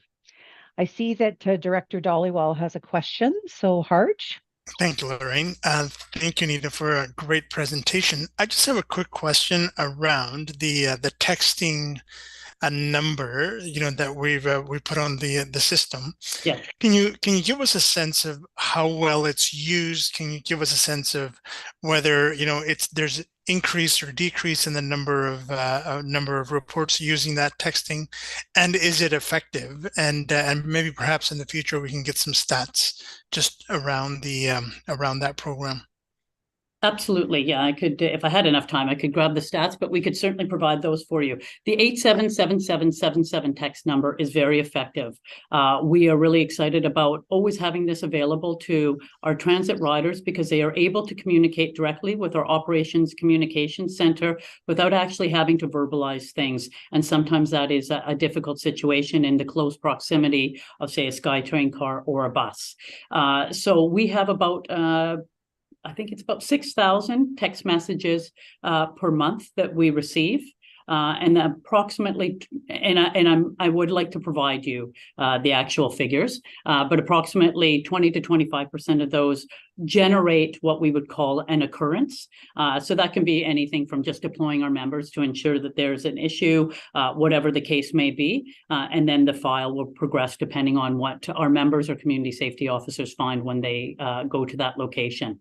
But it is a very quick way for us to be able to communicate with the public and also give them the information they may need to keep safe on the system, and also the information to get our members to the right location at the right time. Thank you. Great. Thank you very much. Any other questions for Deputy Chief? If not, then I thank you very much for your presentation, and we'll move on to the next item on our agenda. So thank you, Anita. Thank you very much. Yeah. So we're now moving on to item number 7 on our agenda, which is the Finance and Audit Committee report. And I'm going to ask the Acting Committee Chair, Karen Horchard, to make her report. Thanks, Lorraine. So the committee met last week with discussions on a number of items, 2 of which we will be recommending to the board for approval today. Following previous discussions, the committee discussed the 2024 business plan, operating and capital budget at its most recent meeting, and we will be recommending the budget to the board for approval. We received a quarterly safety update from management, and key safety initiatives were reviewed. We discussed updates to the enterprise risk management program. We reviewed the 2023 Q3 financial and performance report, which will be published shortly on our website. The committee received the 2023 corporate sustainability update, And as a reminder, this department supports sustainability goals throughout the enterprise. The committee was briefed on the corporate plan for sustainability and energy transition for both the bus and the rail fleet. We discussed the 2024 development cost charges bylaw, and we will be having a recommendation to the board for approval on this item. We received an update on timing and status of various major capital projects, including the Broadway Subway project. And finally, we held discussion on internal audit and continuous improvement reports, project plan for the upcoming year, and we met with the internal auditor in camera, as is our regular practice. And Lorraine, that is my report for today. I'm happy to take any questions. Thank you, Karen. Are there any questions for Karen in regards to her report? Well, I know many of you were at the committee meeting, so with that, we'll move on to the next committee, which is item number 8, and I'm going to ask Director Reimer to present the report on planning, communities, and communication. Thank you, Chairperson. So this is a report on several committee meetings, all related to planning. They includes joint planning meetings with the Mayor's Council, as well as the Planning, Communications, and Planning, Communities, and Communications Committee of the board. So 2 items that we discussed are later on this agenda: the update on bus stop accessibility for customers with sight loss and the Broadway Subway Supportive Policies Agreement. So I won't go into those with any detail. We'll be discussing them later. Joint planning, though, the one item I can note is the zero emission vehicle proposed public transit agency zero emission vehicle requirements that are coming out of the provincial government, and ongoing concerns that TransLink has had that these requirements as currently proposed could have some impacts in the short term on service delivery and thus GHG emissions in the region. So we will be sending a letter to the provincial government about that. We also discussed Indigenous relations Q4. 2 notable things there were cultural recognition program and 3 new murals at the King George SkyTrain station that I'd encourage people to check out. We've also launched a new Elders and Knowledge Keepers program with local First Nations and urban Indigenous people. The other items were almost all Q4 reports. We have Bus Rapid Transit Communication and Public Affairs report for the 4th quarter.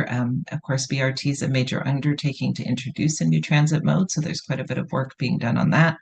Other Q4 reports included customer experience, communications and marketing, government and public affairs, and we had a board correspondence report for both Q3 and Q4 that led to some good discussion, significant and good discussion about how correspondence from the public stakeholders is followed up on.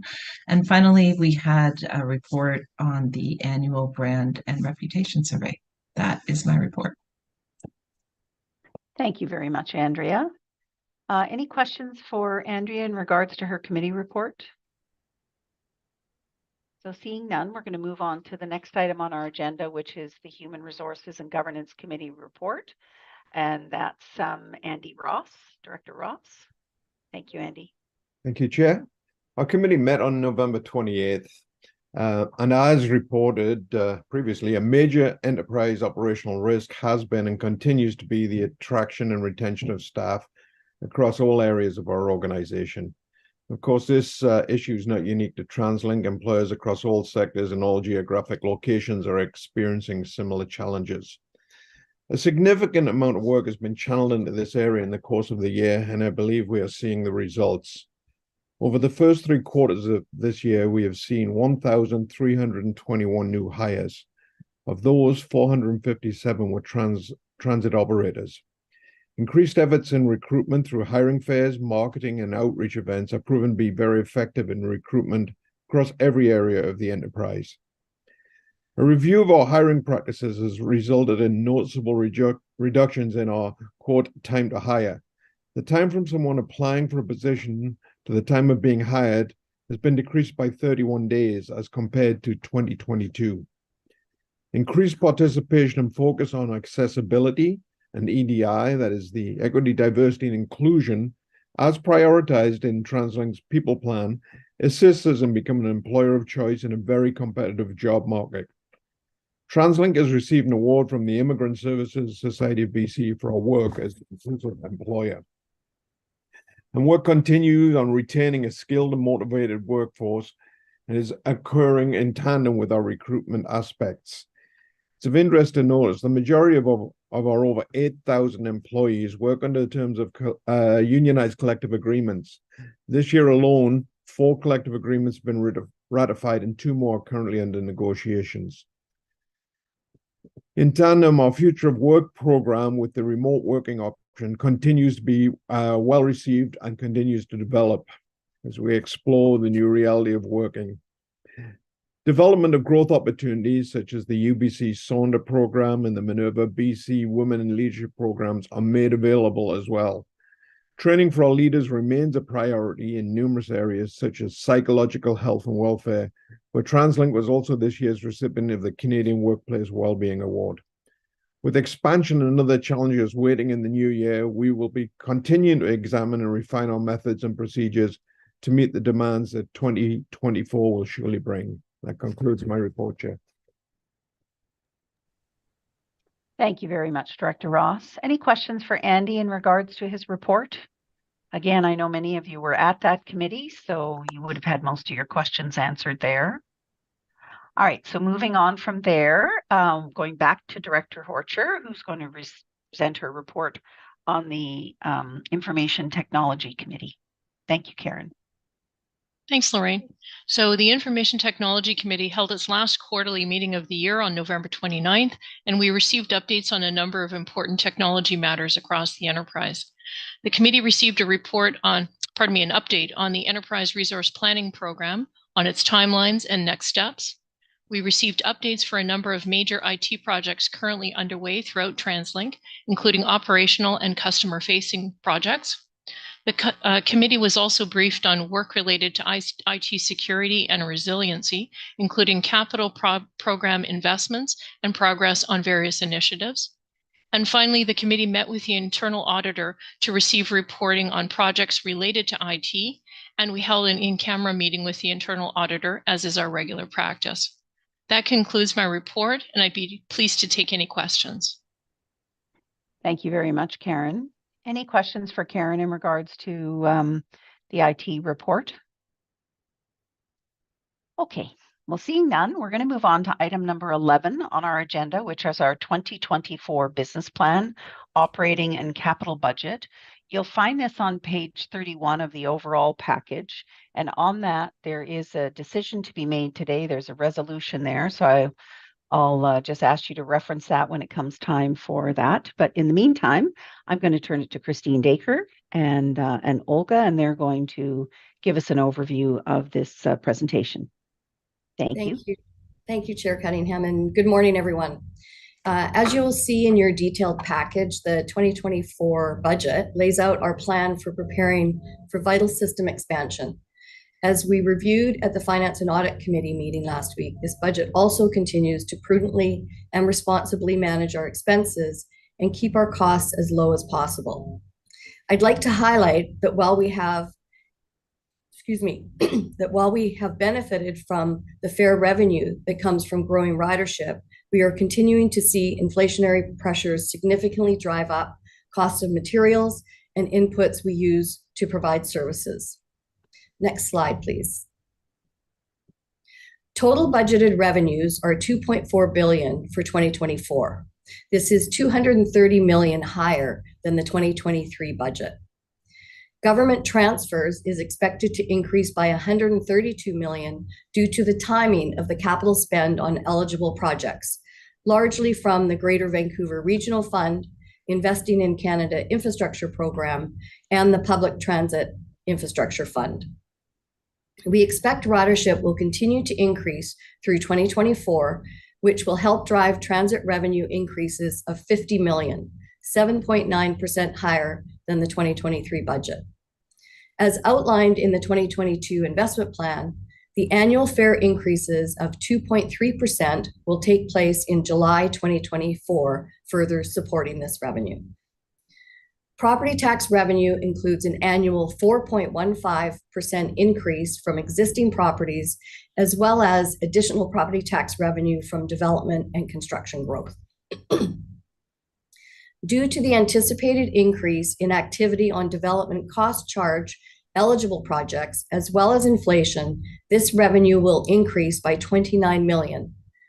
It is important to note that there was no increase to the rates last year.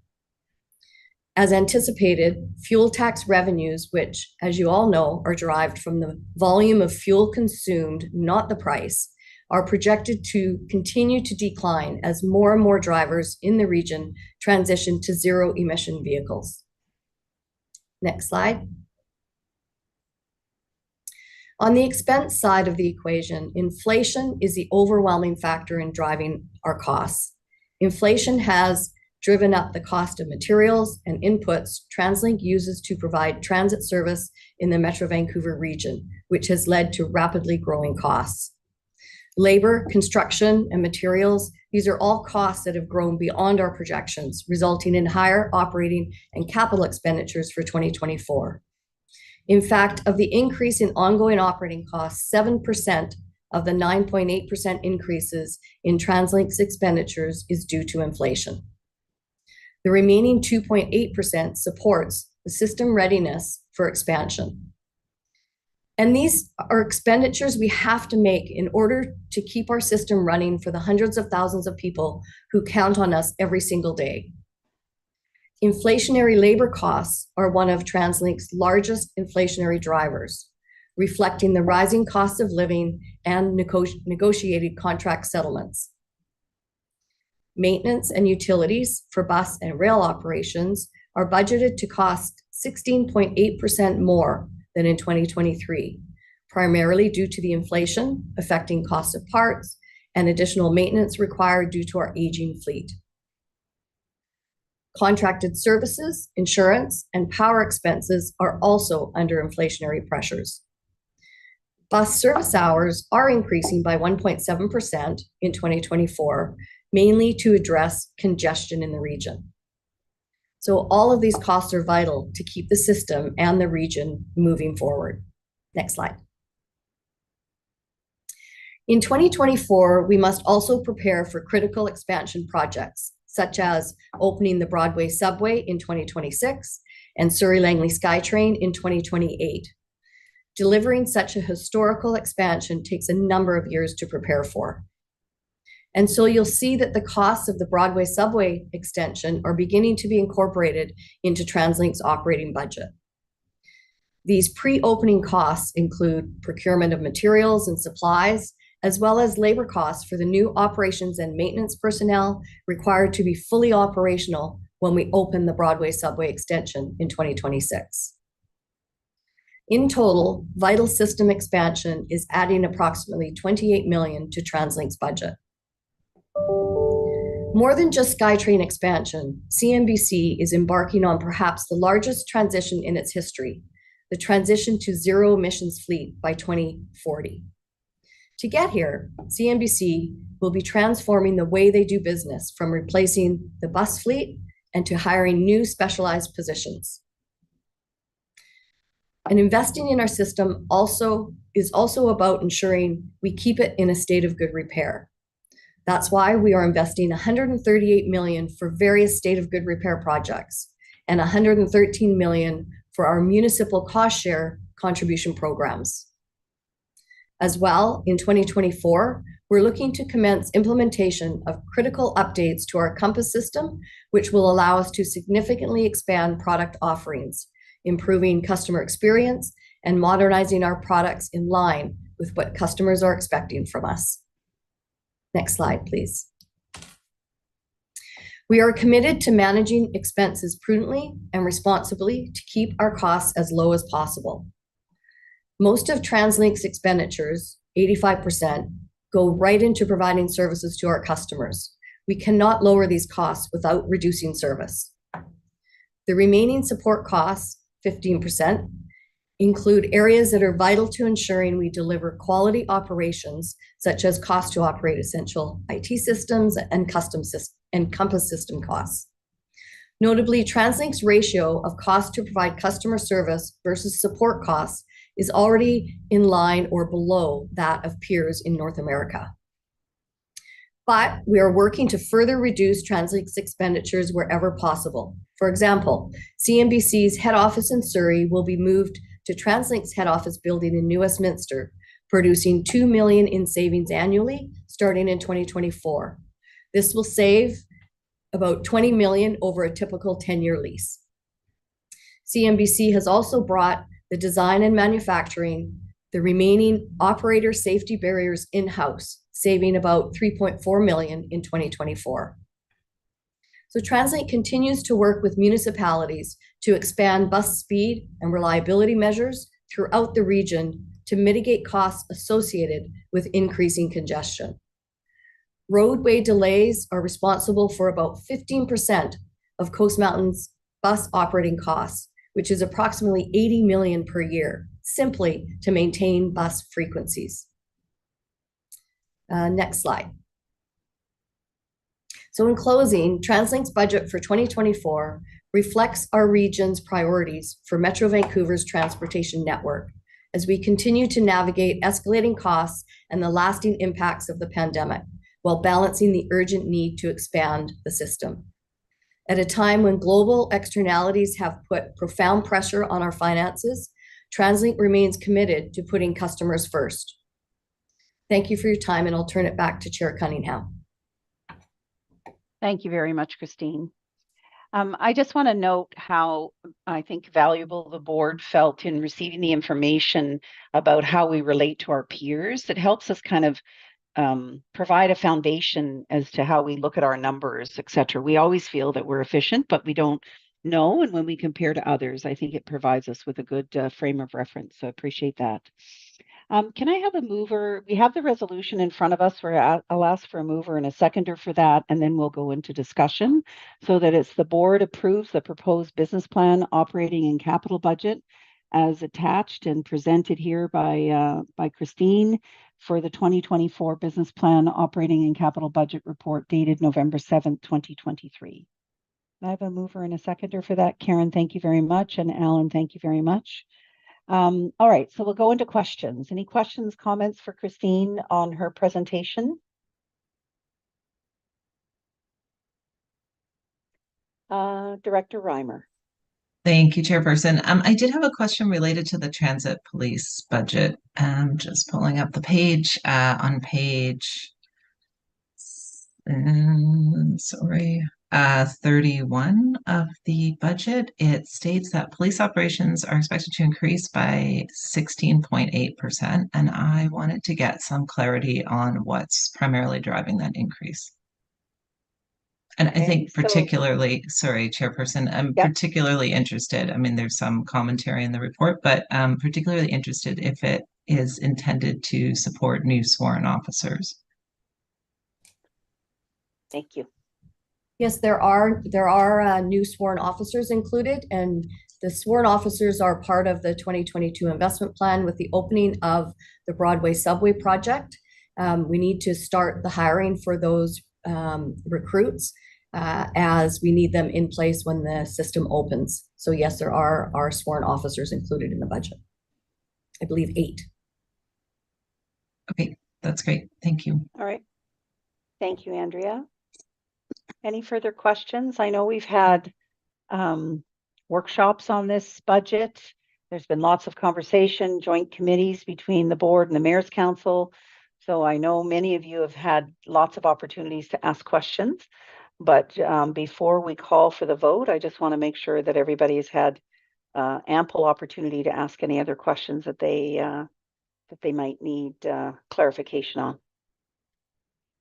Okay, well, seeing none, then I'll call for the question. The resolution as we just read, so all in favor? Can I ask those that don't have their cameras on to turn their cameras on so we can see if you're voting for, or make sure you speak up if you're not voting. So any opposed? Okay, so seeing none, then that motion carries unanimously. So thank you all very much. So thank you, Christine and team. That's been a lot of work. I know this has been going on for months, and so we really appreciate all the efforts that have gone into that. So thank you. All right, so we're going to move on to item number 12 on the agenda, which is another decision, and that's the development cost charges bylaw amendment. And again, Christine, you're just a popular girl today. Can I say? I know. Okay, thank you. So DCCs were first introduced in TransLink in the 2018 investment plan to fund a portion of TransLink's expansion projects. The DCC rates are intended to be adjusted annually for inflation based on CPI. The inflationary adjustment for 2024 is 6.7%, which is based on Statistics Canada's Vancouver CPI, which reflects the most recent completed year, 2022. I would like to also mention that an inflationary increase was not implemented last year. So after engaging a consultant to undertake the necessary analysis to demonstrate that the proposed increase does not deter development or impact housing affordability, a stakeholder engagement was completed in September with both the development community that pay the DCCs as well as municipalities who administer TransLink's DCC program. A request was then submitted to the inspector for the proposed DCC rate increase, who has since approved it. The impacts on the proposed rates compared to the current rates is included in the report, along with the applicable bylaw. That's my report. Thank you, Chair. Thank you, Christine. So this is on page 97 of your package. There is a resolution there that there's two parts to it. I think you can all read it. I don't need to read it all out, but can I have a mover and a seconder for that resolution that we have in front of us? Thank you, Jen, and thank you, Andy. So any questions, needs for clarification in regards to this resolution that we have in front of us? And again, can I ask directors to have their camera on so I can see as you're voting, and Corporate Secretary's office can see that as well? All right, so all in favor, seeing no questions, then all in favor of the motion or the resolution is presented. Any opposed? All right, so that carries. Thank you very much. The next item on the agenda is the bus stop accessibility for customers and sight loss. This has been referenced a few times during the day today, but there is a report, and Sarah Ross has that report.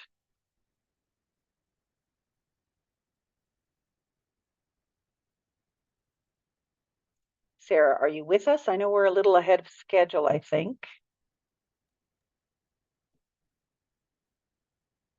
Kevin, maybe you want to start?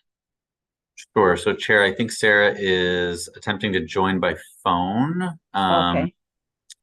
She is trying to join. Oh, she says, I'm trying. Oh, Oh, Sarah, yeah, we can hear you now. We can hear you now, Sarah. Okay, I'm sorry that you can't see me. I'm not sure why the video is not cooperating. So my apologies for that. Maybe it'll start suddenly.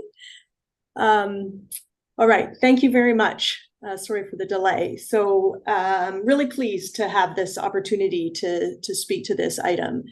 Exactly 4 years ago at the public board meeting in December 2019, the board provided direction to undertake a three-pronged approach to improve the accessibility of our transit network at bus stops for customers who are blind or partially sighted. I'm pleased to report that we have now completed implementation of all aspects of this work. If we can go to the next slide, please. Thank you. We've now completed implementation of all aspects of this work that the board directed us to undertake. Installation of tactile walking surface indicators at all bus stops on TransLink property. Braille and tactile signage have been installed at all in-service bus stops in the region. That's about 8,500 bus stops. And we have also completed a pilot to assess a technology approach to wayfinding. Next slide, please. And this work was undertaken to address the accessibility of information at bus stops for customers who are blind or partially sighted. It's been a long-standing concern for people in the sight loss community.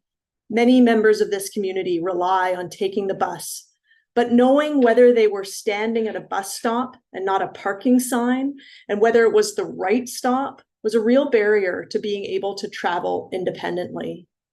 A number of delegates spoke to this at the board meeting in December 2019. They relayed their experiences, particularly, for example, of standing at parking signage poles and wondering why the buses were driving by them and not stopping. For all of these initiatives, we have worked with members of the sight loss community and all our Access Transit User Advisory Committee members.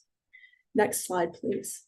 From February to August of this year, we undertook a wayfinding technology pilot, installing QR codes at stops in Uptown New Westminster, near the CNIB office, at New Westminster Station, and at stops near Vancouver Community College, which also has programs for students with sight loss. And these QR codes could be scanned by a smartphone up to 14 meters away. And then the app would provide audio instructions and haptic information like vibrations to help a customer travel to their bus stop. We recruited people who are blind or partially sighted to participate in this pilot through a moderated group. So to get in-depth feedback through on-site guided demonstration sessions and interviews. And people also had the opportunity to participate on their own and fill in an online survey about their experience. Next slide, please. The main intent of the pilot was to learn, and by that measure, we consider it a success. We learned a lot. We learned about operational and customer needs for a wayfinding technology to support customers who are blind or partially sighted. And overall, the feedback from customers was positive, but there were some issues and limitations. For example, when customers were navigating with the app, some additional cues were required to ensure the route was safe and direct. And operationally, the need to provide space on the bus pole for the QR code did have some challenges, as there's limited space on the poles, and it's a fine balance to provide enough information without the signs becoming too cluttered. And for this pilot, we actually had to install taller poles to create additional space for the QR code and maintain adequate height for the signs. So at this point, we have no plans to expand this pilot. We learned a lot from it, and we would certainly incorporate that learning into any future initiatives around wayfinding. Next slide, please. In closing, I would just really like to express appreciation for all the staff at CNBC and TransLink that worked on these initiatives, especially Tamara Tedesco, Aaron Windross, Brianna Ingram, and Matt Craig. And above all, I'd like to thank TransLink's Users Advisory Committee and members of the sight loss community.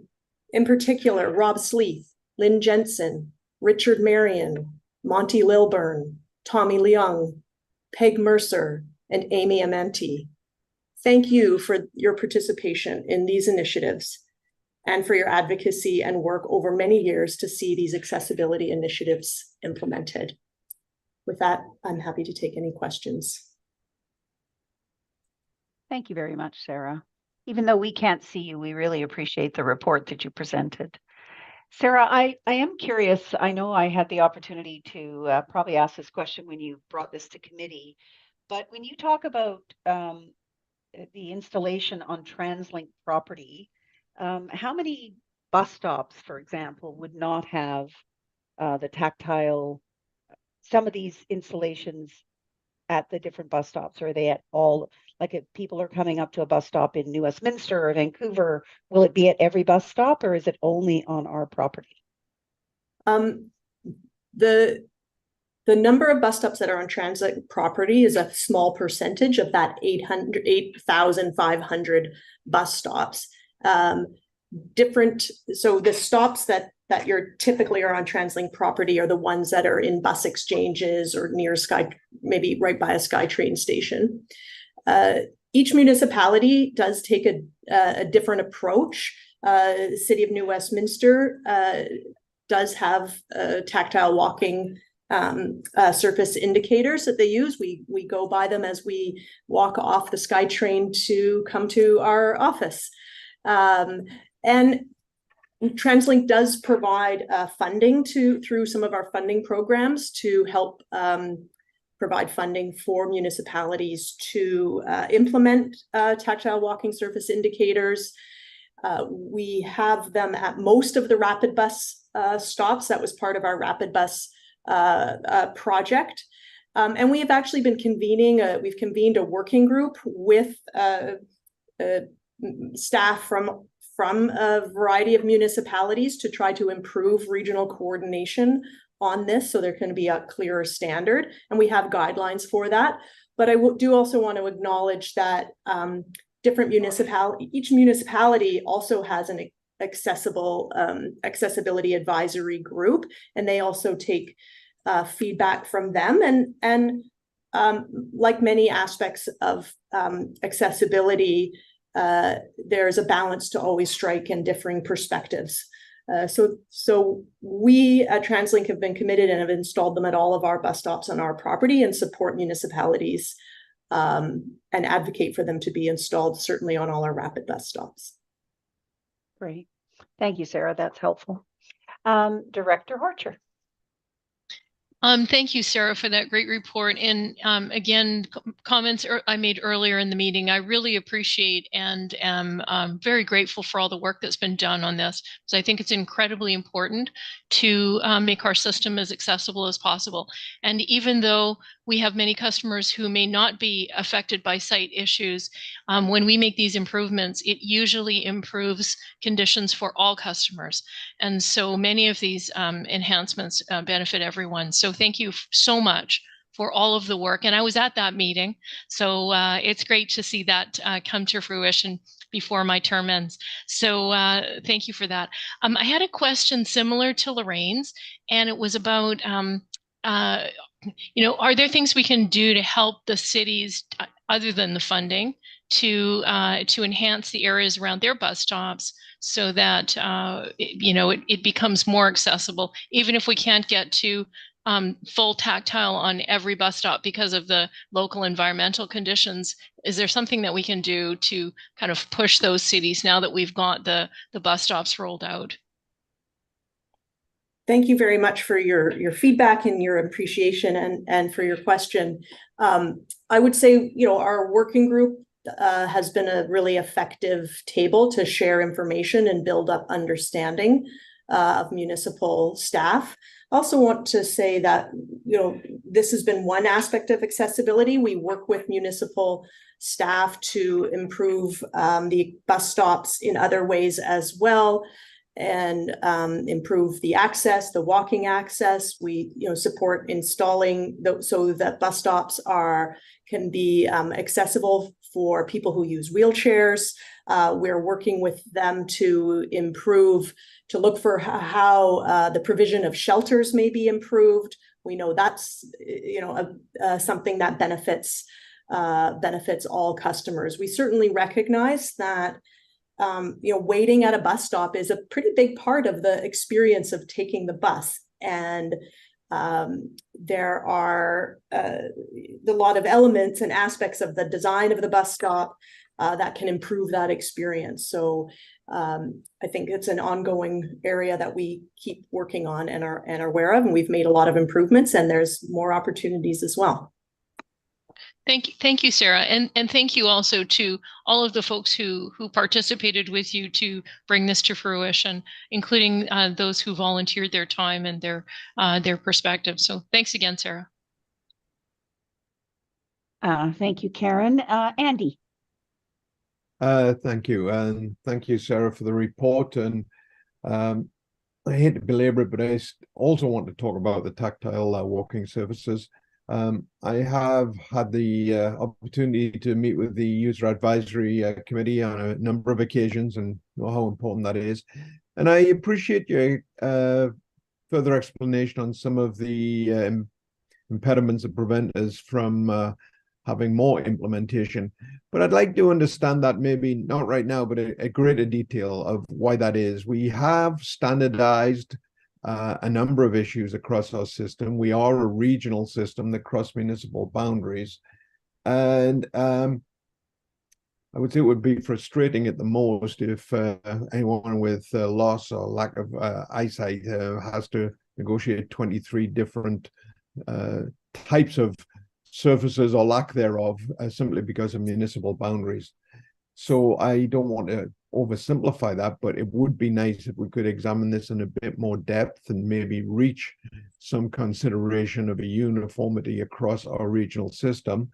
And with that, I would hope that as we're moving forward with our announcements on our bus rapid transit system, I understand we're going to have a different type of loading and more of a station atmosphere than a bus stop in that case.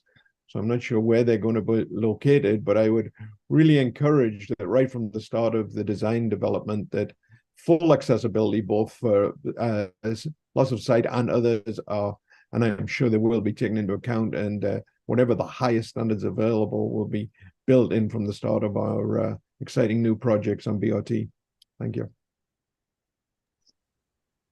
Thank you very much for the question. We certainly can provide further information. We through that working group did prepare a report, and yes, absolutely, for our BRT stations as we're working to design them, accessibility will be very high on the list, and we always are looking to continue to implement the accessibility standards we've established and then to enhance upon them. So tactile walking surface indicators would be one of the accessibility elements at those new stations. Thank you very much, Sarah. So any further questions for Sarah on this item? Okay, well, seeing none then, we're going to thank you, Sarah. We'll move on to our consent agenda, which is item number 14, the final item for us to consider in this meeting. So we have 4 items in the consent agenda. I did not hear at the beginning of the meeting that anyone wanted to remove anything. So I'll call for a motion to approve the consent agenda. Thank you, Andy, and a seconder. Thank you, Alan, and all in favor? Any opposed? So seeing none, that motion is carried. So that brings us to a close. I just want to wish everybody happy holidays for those of us who will be leaving us at this meeting, and I'll take a motion to adjourn. So thank you all very much, and that concludes the meeting.